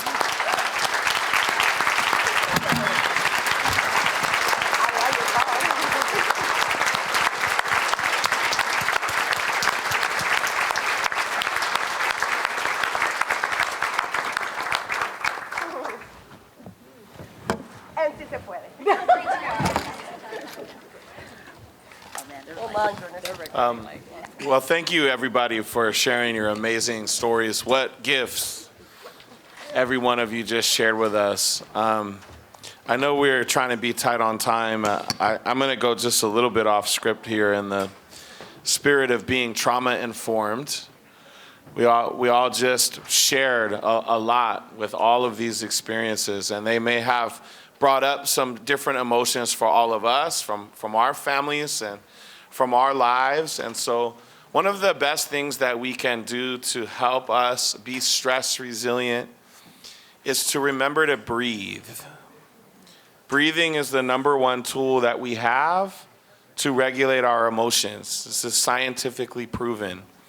So I want to invite all of you right now to take a big, deep breath, inhaling for a count of 4, holding your breath for a count of 4, and then exhaling for a count of 4. It's called a box breath. Please begin.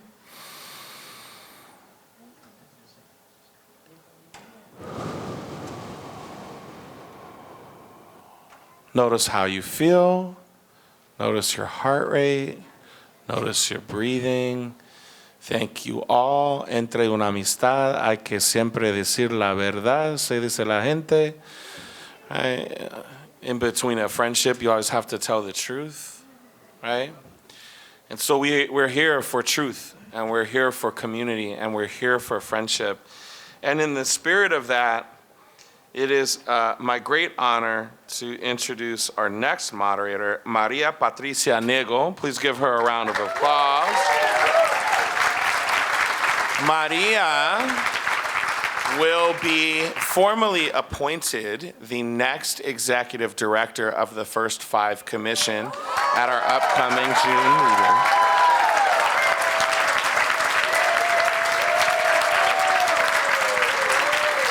You could stand and clap for that.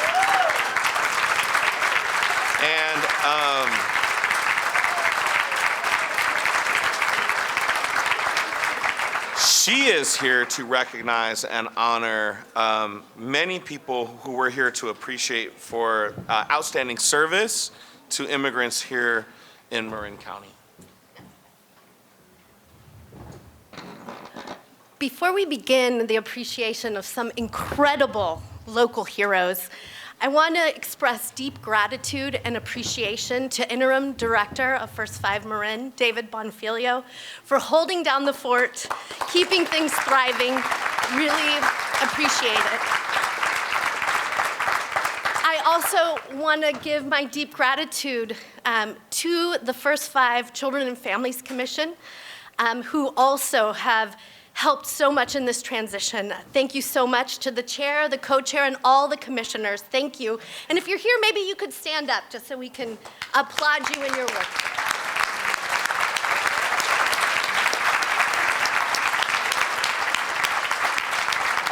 Thank you. It does not go unnoticed that I will be the first Latina leader leading First Five Marin, and I hope.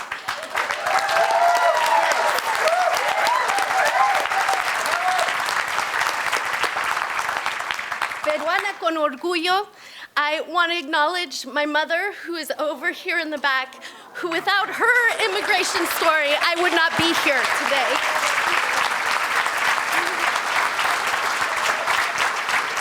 She's a family child care provider who worked her life so that other women could go to work and feel the success of and the social mobility that is so a part of the American dream. So thank you so much, Mom.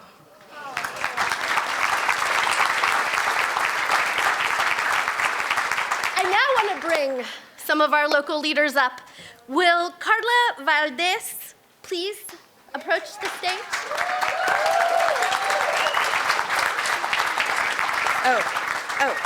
And Florencia Parada. Where are you, my friend? Yes.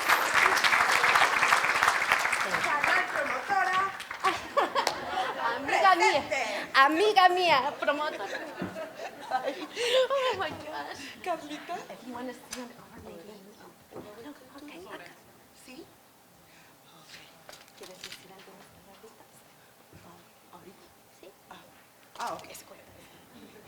Improvising. Okay, I am honored to present this woman here, our Canal resident, our Guatemalan mom, and a strong human being who's been helping us for so long, for more than 15 years now.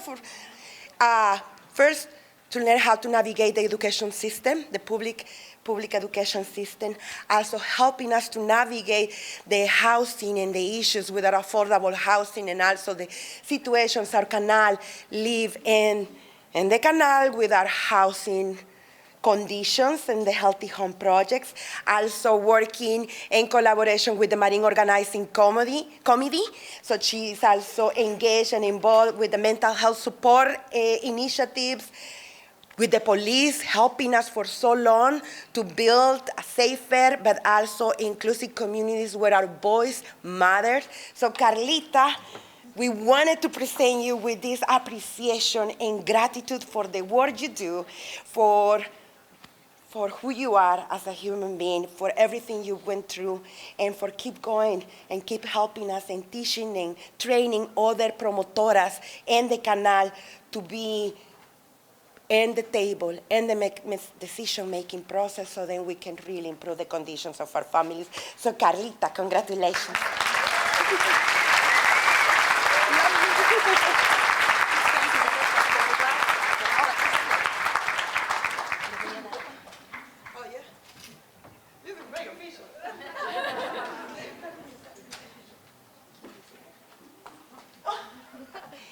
She will say something later. Thank you.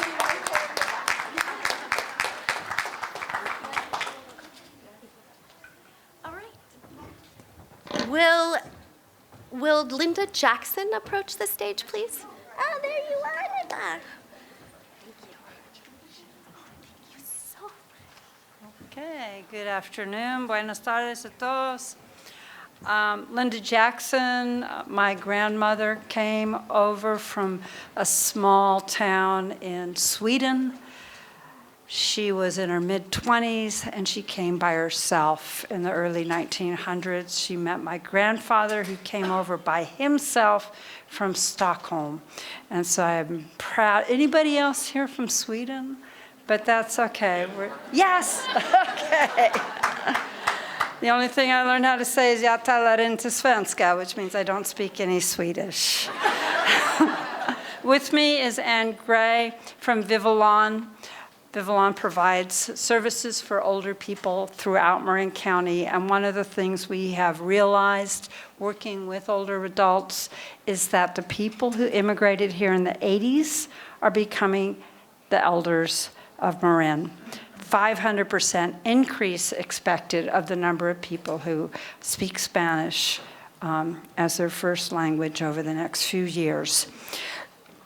At Vivalon, Ephraim Santa Maria is part of the programs team, working with staff and volunteers, but more importantly than that, he works as a translator for the older people who come to Vivillon in the Brown Bag Pantry and in their other programs. So he is recognized, however, he's not able to be here. 3 words that Anne Gray says about Efren is compassion, patience, and kindness.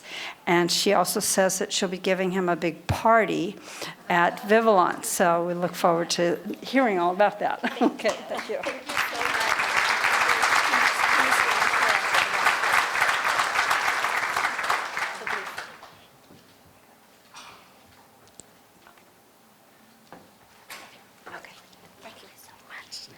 All right, could I get Debbie Rogers to the stage? And Debbie, would you bring Yolanda Barrajona Castañeda? Come on, Yolanda.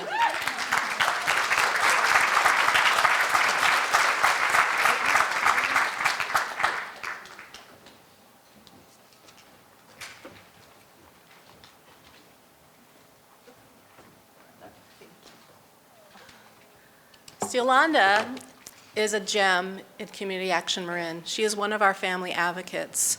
Her role is to support families to help them learn how to navigate systems, connect them to resources, and help them determine what their goals are, what their family-driven goals are, using that whole family approach. But not only is she an advocate for Community Action Marin, Yolanda, at my last count, is part of about 5 different groups in Marin County that elevate the voice of Latinos and immigrants, helping them to move through education, socially, economically, and finding the gift and the power that they hold to be positive contributors to Marin County. I don't know where you find the time, Yolanda, but thank you. You are an inspiration, and we present you with this certificate of appreciation for all you do.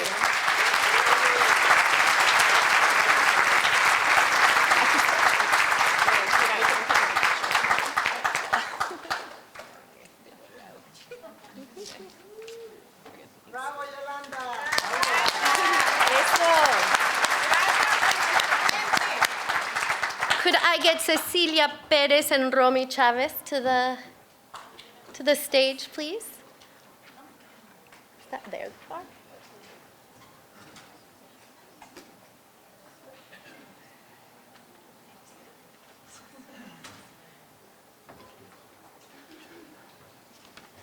All right. Well, I am thrilled and honored and just so overjoyed to present to you this amazing human being, Romy Chavez. Romy is the newcomer and Family Centers coordinator at Davidson Middle School. And she came to us through our longstanding partnership with Bay Area Community Resources. BACR received a Prevention and Early Intervention grant through the Marin Health Services Act to fund this position at no cost to the district, which is always nice.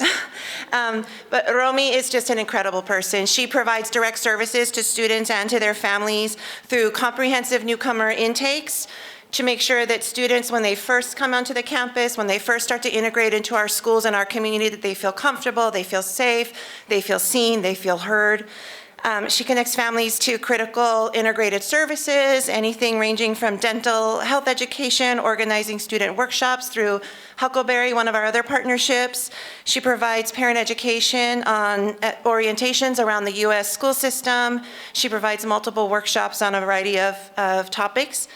She also runs newcomer groups both during the school day and after school, and I think she just came directly from a student newcomer group she was running after school today. And this is just a really short list of all the things that Romy does. She's a beautiful, amazing person inside and out. We are so blessed to have her. You're just a valued and critical part of the Davidson community, and we are just beyond thrilled to recognize you.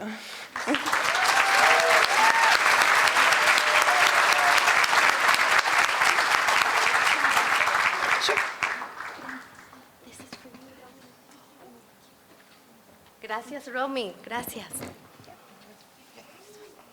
All right. Could I get Vin Lu up on the stage?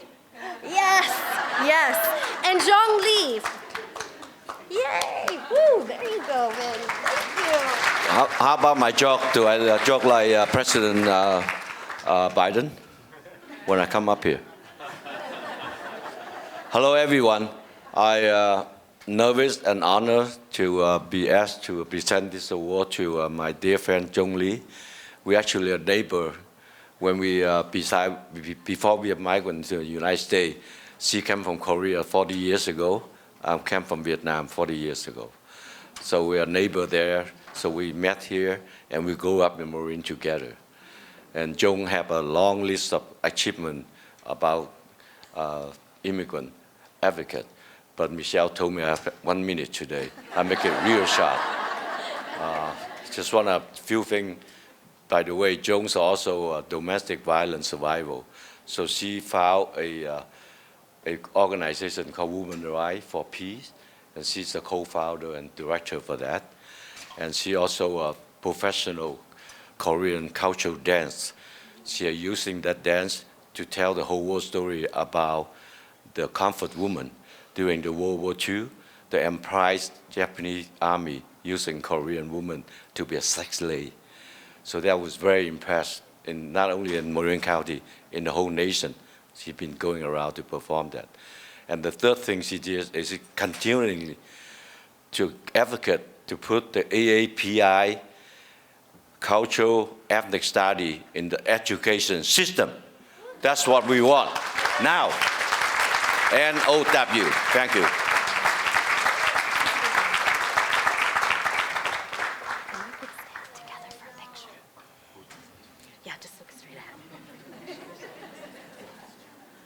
And Vin, unfortunately, last year during this forum, you were unable to pick up your Oh my God. I didn't know that. Is that not a certificate? And it was no small feat. It was just the Lifetime Achievement Award. That's all. Thank you. Thank you. Thank you. Could I have Dr. Itoko Garcia and Sumaira Modan up on the podium, please?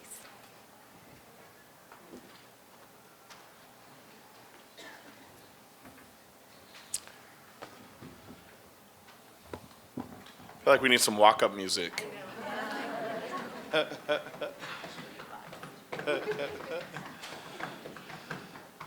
It is my great pleasure to introduce Ms. Sumaira Modan. As you can tell, she kind of brings a sense of peace and grace and a calmness and tranquility with her wherever she goes. She's really emblematic of the work that we've done in our district to home grow staff and to really ensure that we have teachers that reflect our student population. Sumaira speaks 5 languages? 3 fluently. She doesn't claim all of them, but yeah, Farsi, Urdu, English, Hindi, Gujarati. And she has worked in our community for years. She started as a paraeducator. And when we merged the schools, she let me know that she was going to take a little break because she was in a teacher credentialing program.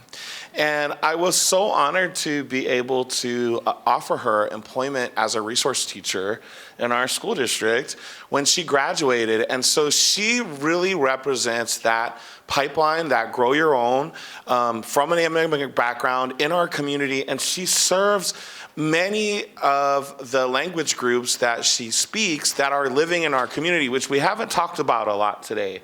The South Sudan Marin City School District has Arabic speaking, Farsi speaking, Urdu, Hindi, Korean, Japanese, you name it. And she doesn't translate for all of those languages, but she does for many. And she just makes our students and families that come from those linguistic backgrounds feel welcomed, feel affirmed, and feel validated in a way that really nobody else in our organization can. So thank you, Sumaira, for all you do for all our students and families.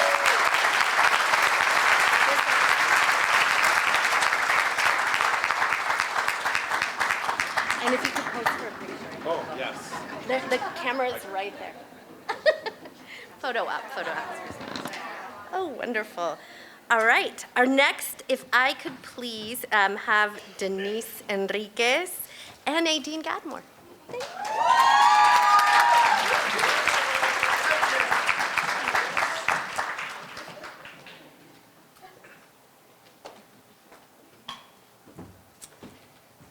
Okay, so I am just so excited to be able to do this because Denise is a very, very special person. She has worked with our agency for too many years for me to count. She has, we have grown up together.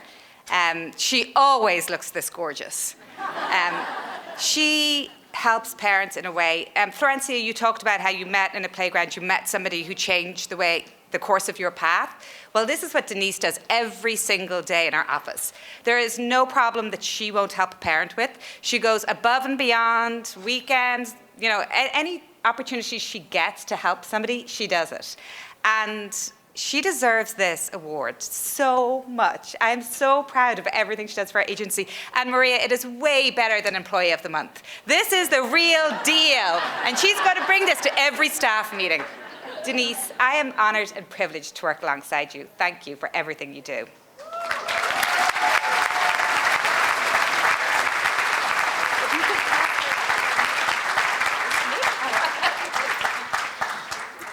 And if you look right there, there's the photo. Thank you so much.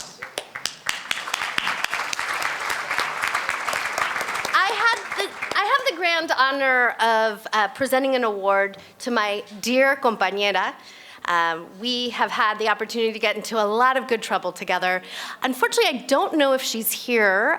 Socorro Romo, are you out there? Well, for those of you who don't know, Socorro Romo is a force in West Marin. She is the executive director of West Marin Community Services. She is one of the founders of Abriendo Caminos, an immigrant rights organizing group. And she is just a mover and shaker, one of the lead people in the critical response teams during the pandemic. Just someone I admire, that I go to bat for whenever I can. And so sadly, she can't join us. If you have an opportunity to meet her, to talk to her, you'll understand why she is near and dear to my heart. Thank you, Socorro. We'll get you your award.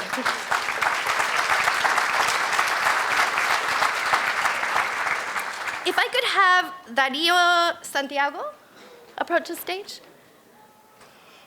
And Aurora Tovar.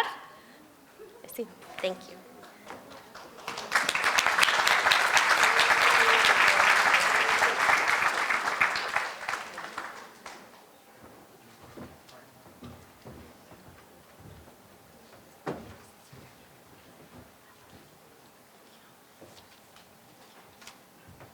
Buenas tardes. Good afternoon, everyone. My name is Dario Santiago. I'm the executive director of the Public Authority of Marin. My parents immigrated from Mexico, Jalisco, y Michoacán. And I am honored today to introduce you Aurora Tovar. Aurora, I have a speech here for you. Aurora immigrated to Marin from Peru 27 years ago with her husband and her 14-year-old daughter. Even though she had a career in her home country, she started working in Marin, cleaning houses, like many of our immigrants. She was determined to advance her career, in part to show her daughter that perseverance and hard work can lead to the California dream. And after attending college here locally, learning English, and promoting herself in various jobs, she is now a case manager in her office at the Public Authority of Marin.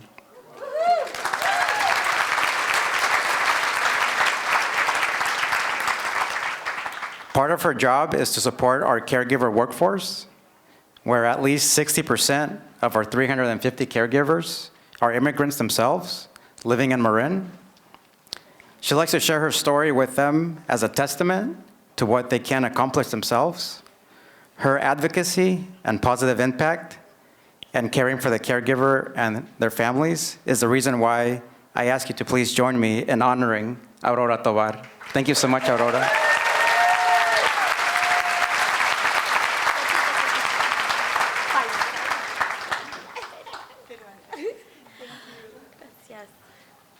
All right. I have a long list of names to announce, so get ready. Can I have Aida Albuja, Alicia Yepes, Ana del Carmen Martínez, Ana María González, eso, Ana Ramos, Ariana López, Beatriz García, Betty K, Damaris Caro, Delia Cruz, Esperanza Morales, Fátima González, Irma Cruz, Jaime Cauche, Juan Real, Luis Manuel Díaz, María Elena Miranda, María Mercado, Marisela Mora, Sandra Miranda, uy, Jessica Real, y también Berta Camposancetti, si puedes, y Cheryl Paddock.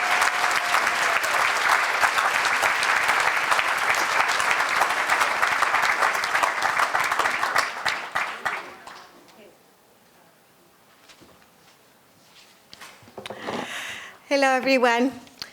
It is an immense, immense honor to give this recognition to this group of women and promotores.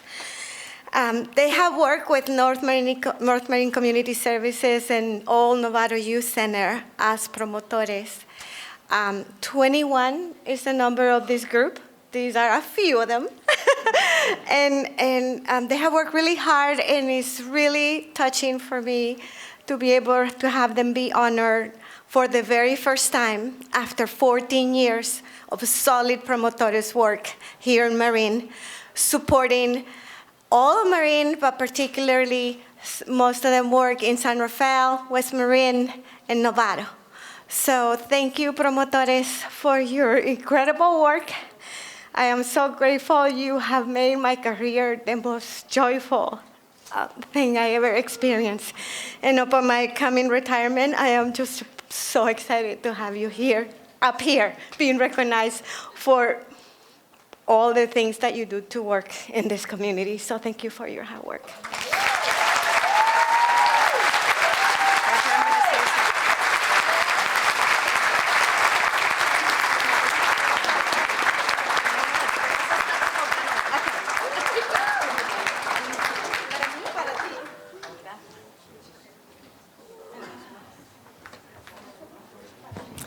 Hi, my name's Cheryl Paddock. I'm the CEO of North Marin Community Services.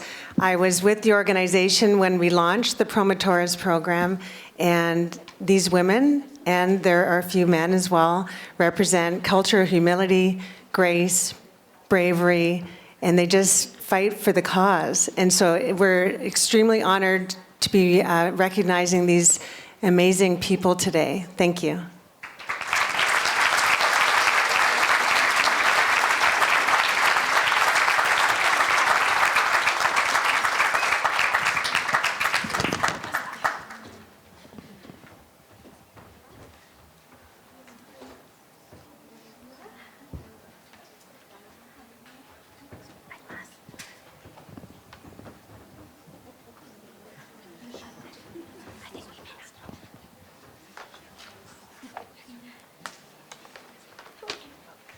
Hay que guardar.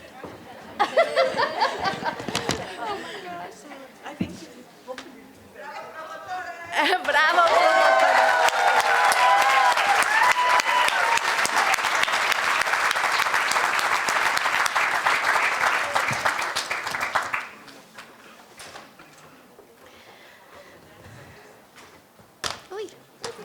The picture's important. The picture's important. I'm so sorry. It is. If you can. Te falta. Te doy el de Fernando. Perfecto. Si se pueden parar todos juntas. Can the photographer take the picture? Yeah. Is it possible? I also want to just quickly acknowledge the rest of the staff in support of this wonderful 21 group of promotores. My co-director, Maria Jaramillo Botero, who will be taking the reins in July as I retire. Silvia Albuja, who has been with the program from day one as the coordinator of promotores. And part of our team supporting also is Alexis Mendoza. And Tatiana Rojas, who was a promotor, part of this group for 5 years before now. She's part of the staff this year. So we're moving on to hiring our promotores. So Tati, thank you for your support and your help. And Maria Albuja is now part of the team. And of course, the North Marin Community Services administrators, Cheryl, our CEO, our fabulous board. Without the support of this institution, this group would have never been survived 14 years, the only surviving promotores group in Marin since initiation, 14 years. Thank you.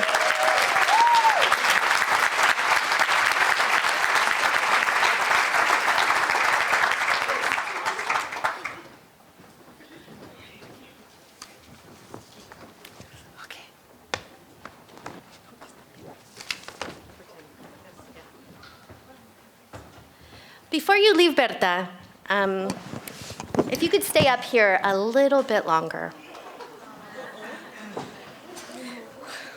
I'm going to try to not cry. I have had the chance of working with Berta for over 14 years and seeing her work to bring up this program of promotoras. We started somewhat together. Promotoras is where I come from, some of my heart, and some of the promotoras were right here on stage. We would like to thank you as a local hero, as an immigrant hero, and award you with a Lifetime Achievement Award.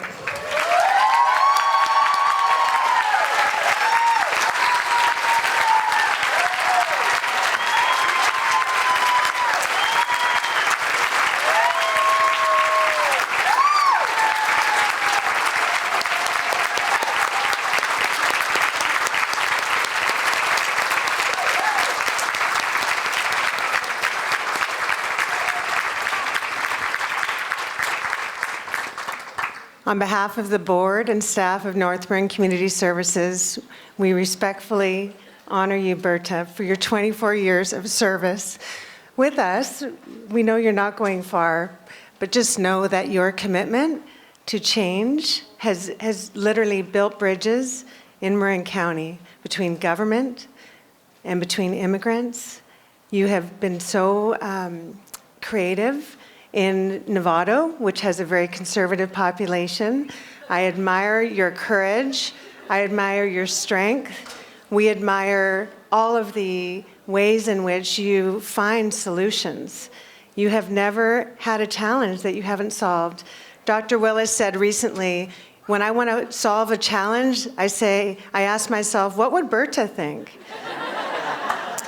So that is going to be our new phrase. You will never be replaced, and just know that you have made a lasting effect on Marin County. Thank you.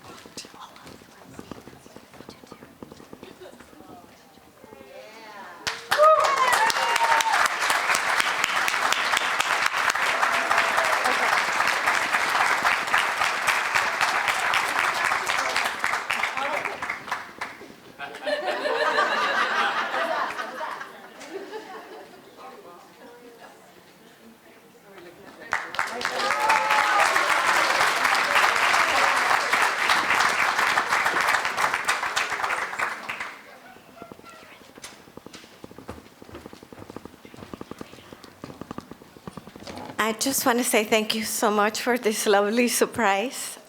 You're all in my heart, and this is an amazing community. And I'm not going away, I'm just retiring, but I plan to do a little work here and there.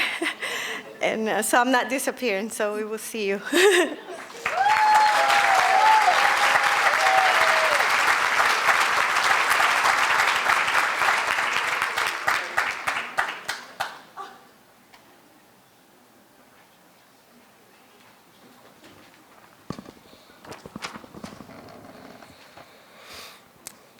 Wow. I am feeling emotional and inspired, and it's my great honor to introduce Berta Bejorrono from Kaiser Permanente. Apparently, she does all the jobs at Kaiser. She's here to introduce Dolores Huerta, the president and founder of the Dolores Huerta Foundation, and someone who has been, foundational in the movement for farm workers' rights and immigrants' rights and women's rights, and I think who inspired and continues to inspire a lot of organizing and movement and activism in the world around many, many different important topics. So please give Berta a warm welcome, and then we will zoom in Dolores Huerta.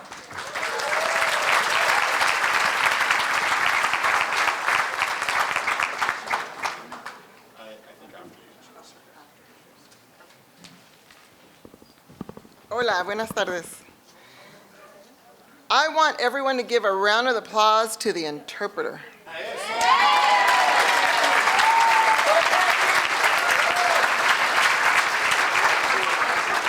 Why? This is a role that is very often overlooked. I am a court interpreter by trade. I interpret at Marin Superior Court all the time. I know all the judges, all the DAs, all the pro bono attorneys, a lot of the inmates, but the interpreter is always the one that is overlooked. So she should have 2 interpreters, which is called team interpreting, and give her applause though, because that's very difficult.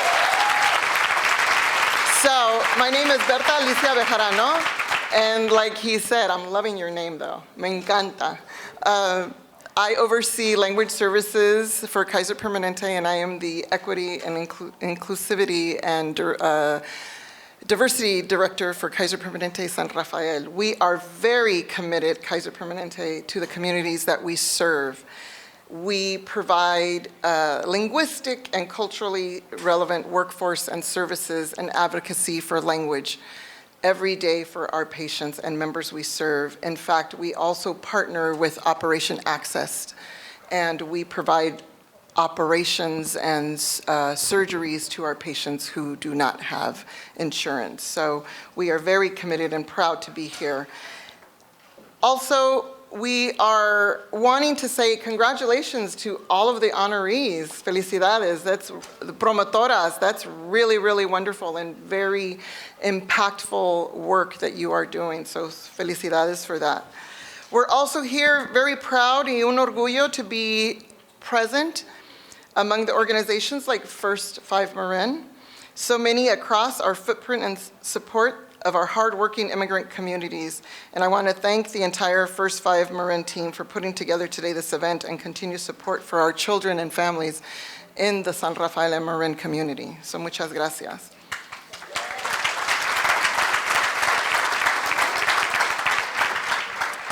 I have the distinct honor of introducing Dolores Huerta. Now, I want to know, with the raise of hands, who's not heard of Dolores Huerta?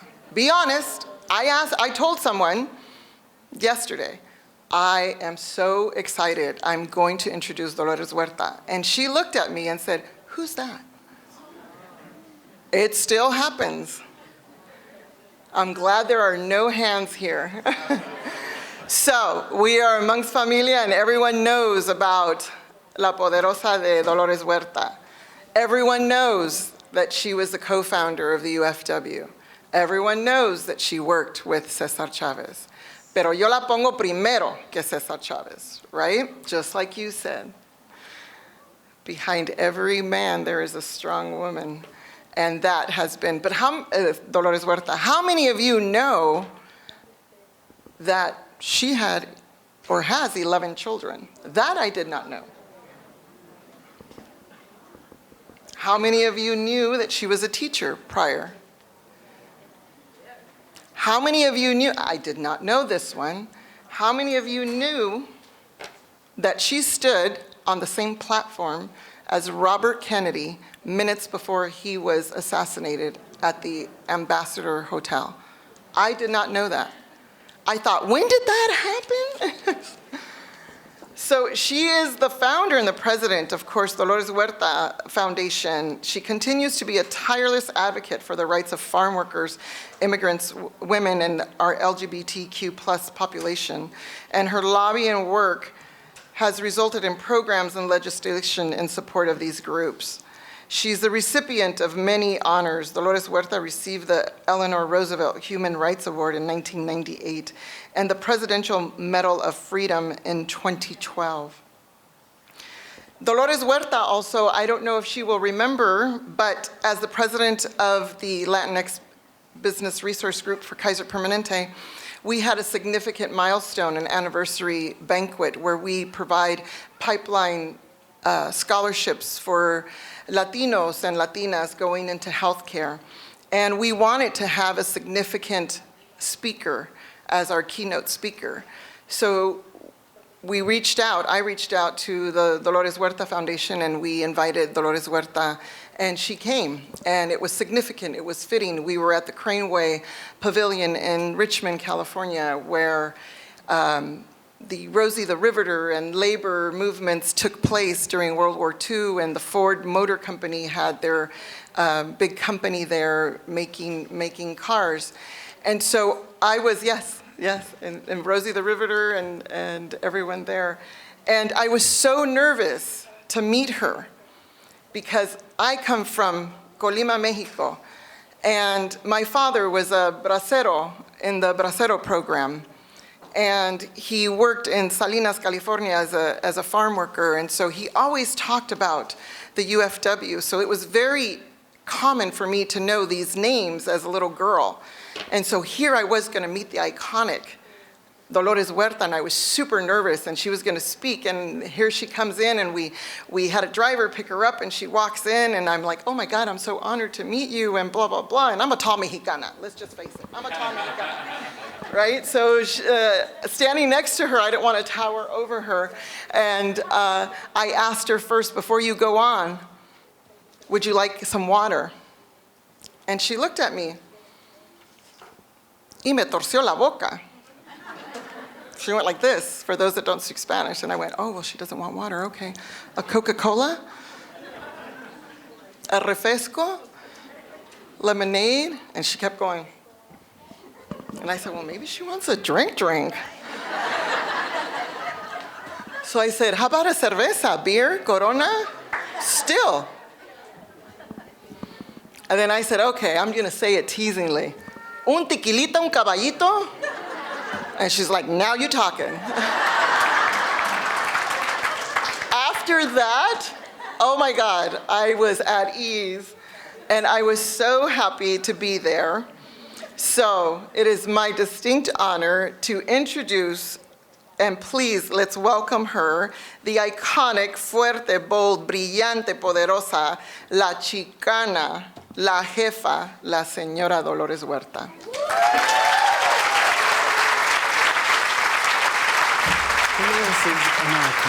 She's a civil rights hero. She's the first general that I followed into war.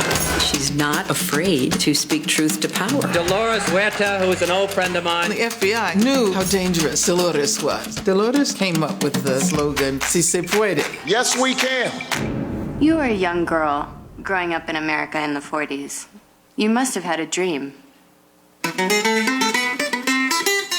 After I had seen the miserable conditions of farm workers, Cesar Chavez said, we have to organize a union. So you had this ambience all around you that you could really change the world. It was beyond question the largest gathering on behalf of farm workers in California history. I wish they'd all go back to where they came from. We have no labor troubles. She wasn't asking for permission. She just did what needed to be done.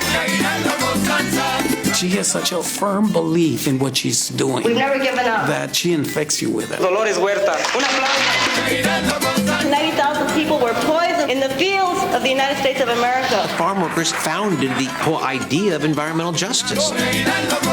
Men were threatened by her power. She's a very volatile individual. She's an insult. People wanted to see her in a more traditional role. I left a couple of my children behind. That's part of the sacrifice that we made and that we had to make. And it still pains me when I think about it. people in power have no idea of the true heroes of this country. I would not have been able to see what's hidden in the fields of our country without Dolores. We're knee deep in sexism when it comes to why she isn't studied and why people don't know her. Latina girls need to see statues of you. We really kind of set the record straight. I mean, women cannot be written out of history. Down with violence! Abajo! Down with racism! Abajo! Down with sexism!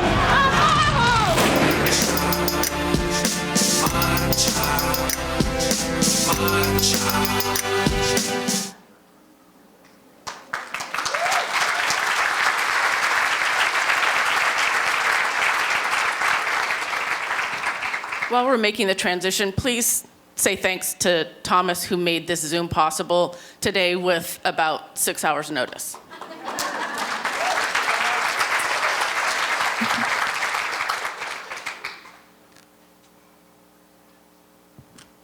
Hola, Dolores. Yes, I'm here. Hola, bienvenidos.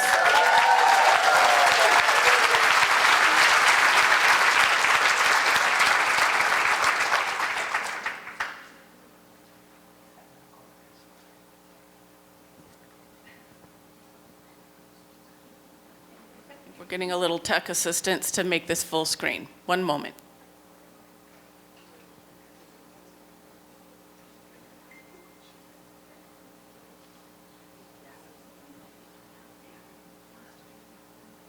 There we go. Bueno.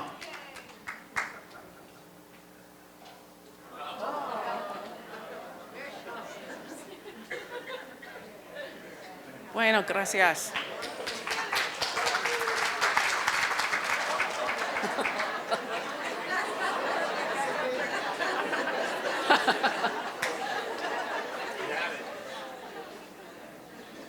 Un momento más.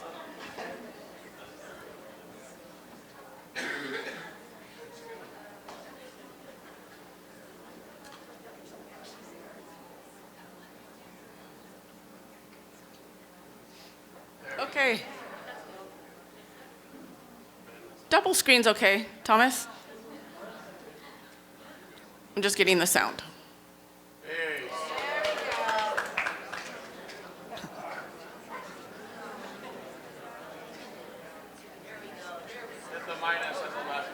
There you go. Yay! Hooray!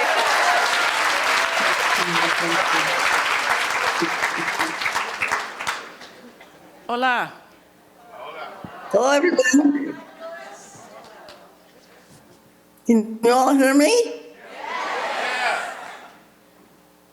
So thank you very much. Thank you very much for having me join your celebration today. And I want to thank all of you there in Marin County, especially First Five, for really reaching out to the immigrants in that community. I know every time I go to Marin County and you see the immigrants that are working there, and they're kind of hidden. They're behind the scenes. But you know that they're there doing all of the hard work, doing a lot of custodial work, taking care of children, doing the hard work that keeps our society healthy and safe. And so I just want to thank the people that are there, the promotoras, and all of you there who have been introduced today. And we know that this is so important, especially now, when in our United States of America, we are having so many more immigrants that are coming to our country right now, so many of them that are escaping terror, sometimes war, as with the people from Ukraine, people that are escaping violence in their own countries. And because of global warming, we know that many of the Central American countries are also having trouble in terms of their crops. And again, a lot of political violence that is going on right now. So I want to thank you, all of you in Marin County, for caring about immigrants in our community. In my organizing history, we have always worked to help people that are coming to our country. And I just wanted to give you kind of a little short history. Before Cesar Chavez and I started the United Farm Workers, we actually had another organization that began in Los Angeles way back in the 50s. and it was called the Community Service Organization, CSO.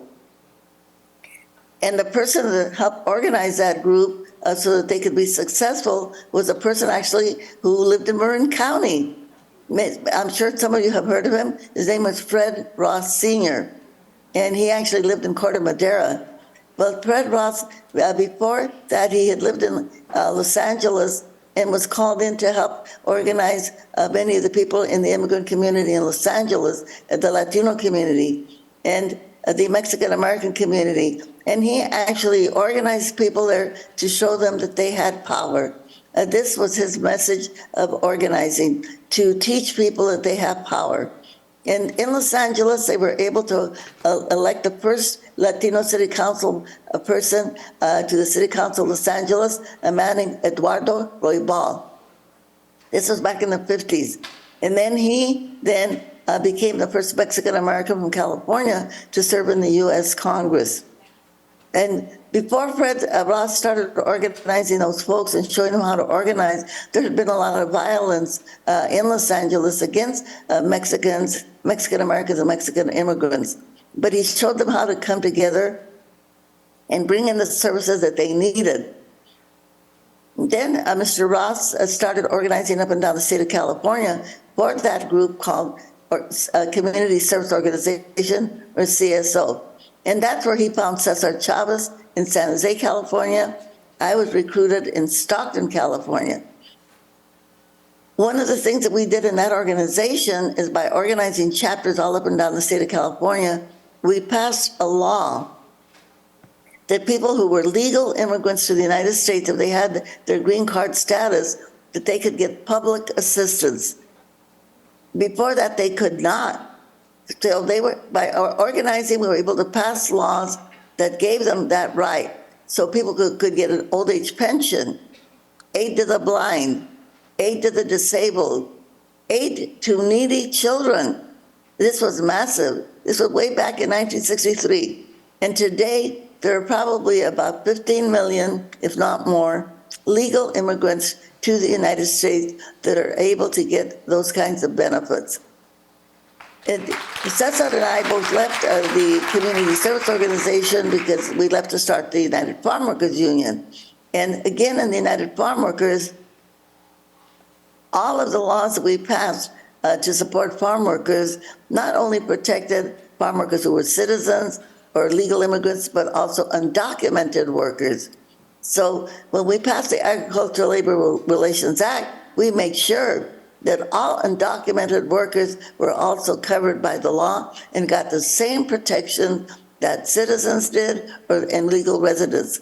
So we know that we have such a great responsibility that we have to continue to fight for all of the immigrants that come to our country.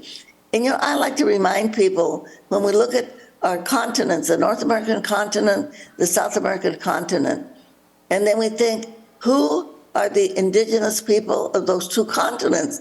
Of course, you know, these are the people that belong there. So when we see people that complain about people that are at our border, we have to remind them, hey, this is their land, okay? And I know it was said a little earlier today that the immigrants that came to the United States were like my great-grandparents, one of my grandmothers who came from Spain, and I have another great-grandfather who came from England. So those are the true immigrants that come to the United States of America. So yes, we do have a responsibility to care for immigrants that come to our country. We know what they contribute in terms of taxes, and we know people that contribute to Social Security, and many of them will never even see the benefits that they contribute to Social Security, because it's billions of dollars that they contribute. Then right now, the way that our laws work, of course, some of them cannot benefit from the taxes that they pay or the contributions to Social Security. So these are the things that we have to constantly work on. You know, just recently, as many of you may know, Governor Gavin Newsom and the state legislature, they passed a law that all of undocumented people in California are now covered under our California health plans. And I think that was a great, great victory. Let's give the governor and the legislature a big applause for doing that. Okay, and this is huge. California is the first state in the nation to be able to cover undocumented people under the state health care plans. And currently, there is another piece of legislation in the legislature that undocumented farm workers will be able to get some kind of a stipend to help them when they're without work. And as we know, with the floods that we've had recently, that many farm workers have been unable to work. And farm workers who, again, who are legal immigrants and citizens, they can get unemployment insurance. But people who are undocumented can't. So we may want to ask people to kind of help us to contact Governor Newsom and ask him to really help pass that bill, and hopefully that he will sign it. And it's a very small stipend that they will receive, but it is something that will actually help them. And the bill is Senate Bill 277, and it's been introduced by Senator Maria Elena Durazo from Los Angeles, who was formerly a farm worker herself in the Central Valley. So I'm going to repeat that so people want to make a note of it. It's SB 277, okay? And so people can just send an email to Governor Newsom and tell him, please sign this bill to help undocumented farm workers get a little bit of relief. You know, it's really interesting because we always talk about farm workers being essential workers.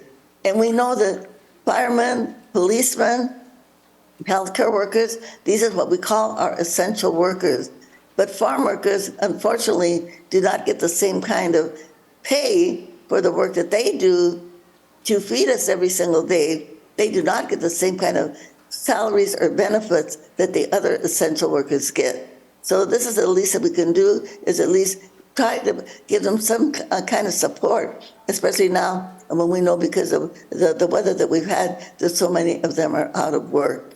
And it's just a constant reminder to everyone out there to remember our farm workers and do whatever we can to help them.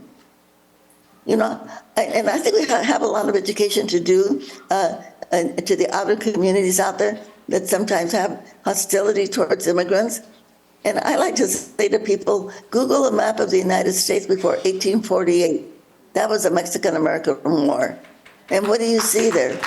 When you Google that map, a third of the United States was Mexico. So even there, you know, when we think of St. Raphael, San Francisco, you know, all of the names that we have, California, the name of California, which means beautiful land, you know, these are names are all Spanish because this was part of Spain and part of Mexico, right? And also, you know, I know we've talked a lot recently about the war in Russia, what's happening there, where they're trying to take over Ukraine. Well, that's what the United States did for Mexico. The United States took 55% of Mexico became the United States. And the other thing is when we think about why people leave their countries in Central America to come here, I like to say the word bananas, and we could add the word coffee. When we think of all of the bananas that we consume in the United States every single day, does that money go to the people in Guatemala or El Salvador, you know, or Honduras? The coffee that we drink every day, does that money go to the people that produce the bananas and the coffee? No, it goes to American corporations like Chiquita Banana, Doe Banana. The money does not go to the people on whose land the bananas are produced or who do the work to produce the bananas, okay? So these are things that we have to think about, and what we in the United States, what we can do to help our neighbors in Central America, you know, this, and in Mexico, this is what we should do. You know, we are the richest country in the world, and yet somehow, you know, when we think that our neighbors who might say that they are in our backyard or in our front yard, whichever way you put it, and yet we do very little to help our neighbors to the south. And this is something that we should be doing, because if we could do something to alleviate the poverty of the people in Central America, then, there wouldn't be such a need for them to have to leave their beautiful homes, places that we go as tourists to these countries, like Chiapas and places like that. Then they leave because of the poverty that they have to face, the violence that they have to face. And of course, we in the United States have had, you might say, a hand in the wars that were happening in Central America. And we kind of made a mess and never went back to clean it up.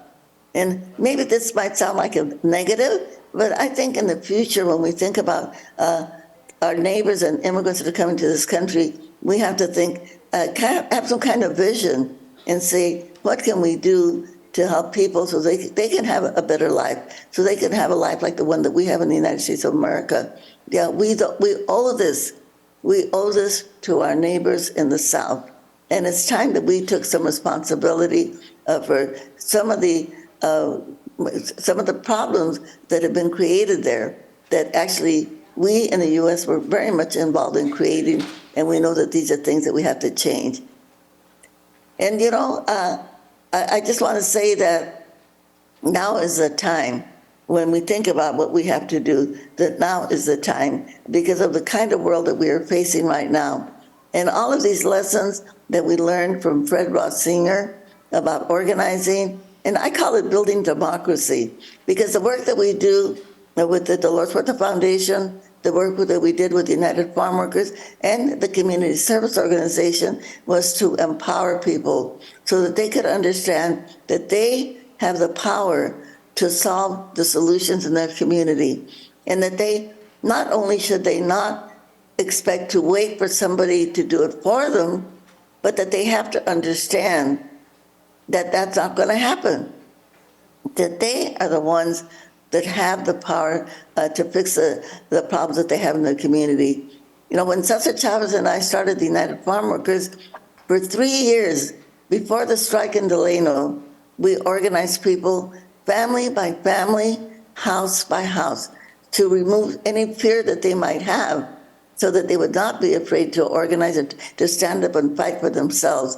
And so I just love the idea that you are doing this wonderful forum today and that you are reaching out to the immigrants in the community, that you have your promotora programs and other programs, again, reminding the people there that they are not victims, that they do have friends, that they have supporters, but also to embrace them and involve them so that they can learn that they have the power also, and that they don't have to be victims, that they don't have to be dependent, that they're an active part of the community, and to teach them how to advocate for themselves.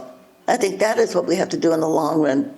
We know that building democracy is hard work. And I like to think of organizing, getting people together, reminding them that they have power. This is what I call Democracy 101.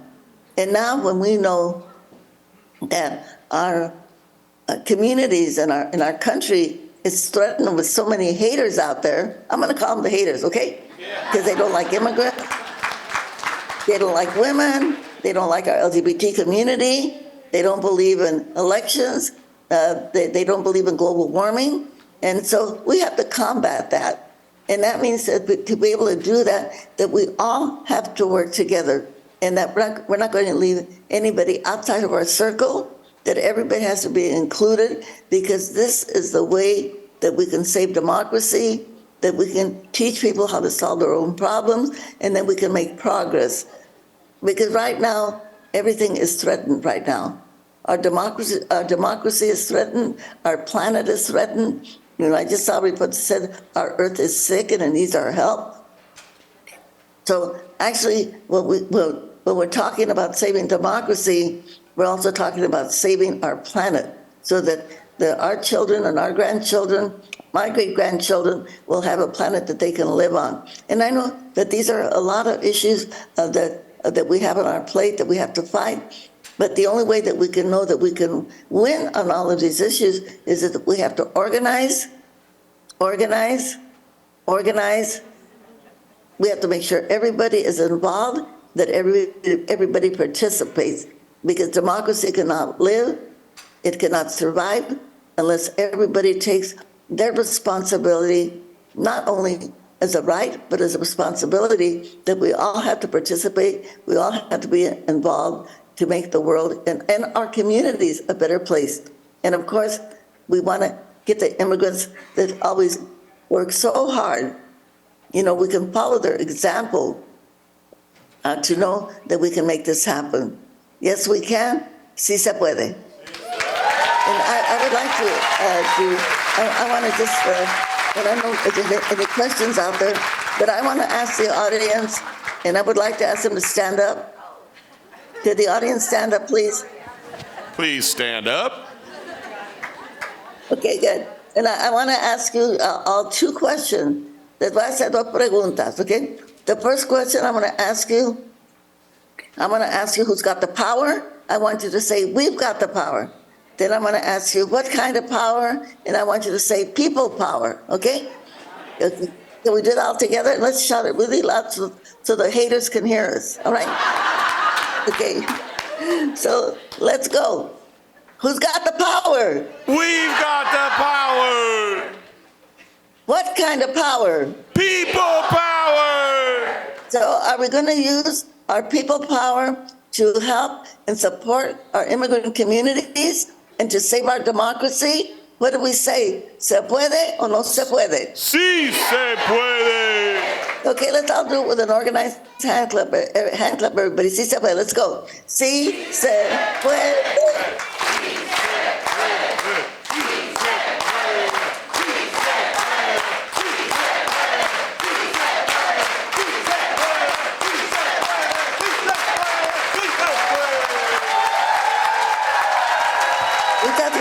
Thank you very much. Thank you very much for inviting me to join your celebration. And let's keep on organizing. And I know that San Rafael and Marin County will continue to be and make it a bigger place so that immigrants, not only will they feel safe when they work there, but they know that they're part of the community, okay? They're part of the community. They're not outsiders. They are part of the community, and thank you for making it happen.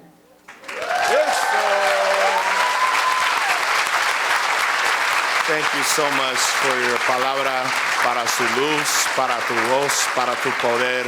Thanks for joining us today. Muy amable. Gracias, muchas gracias.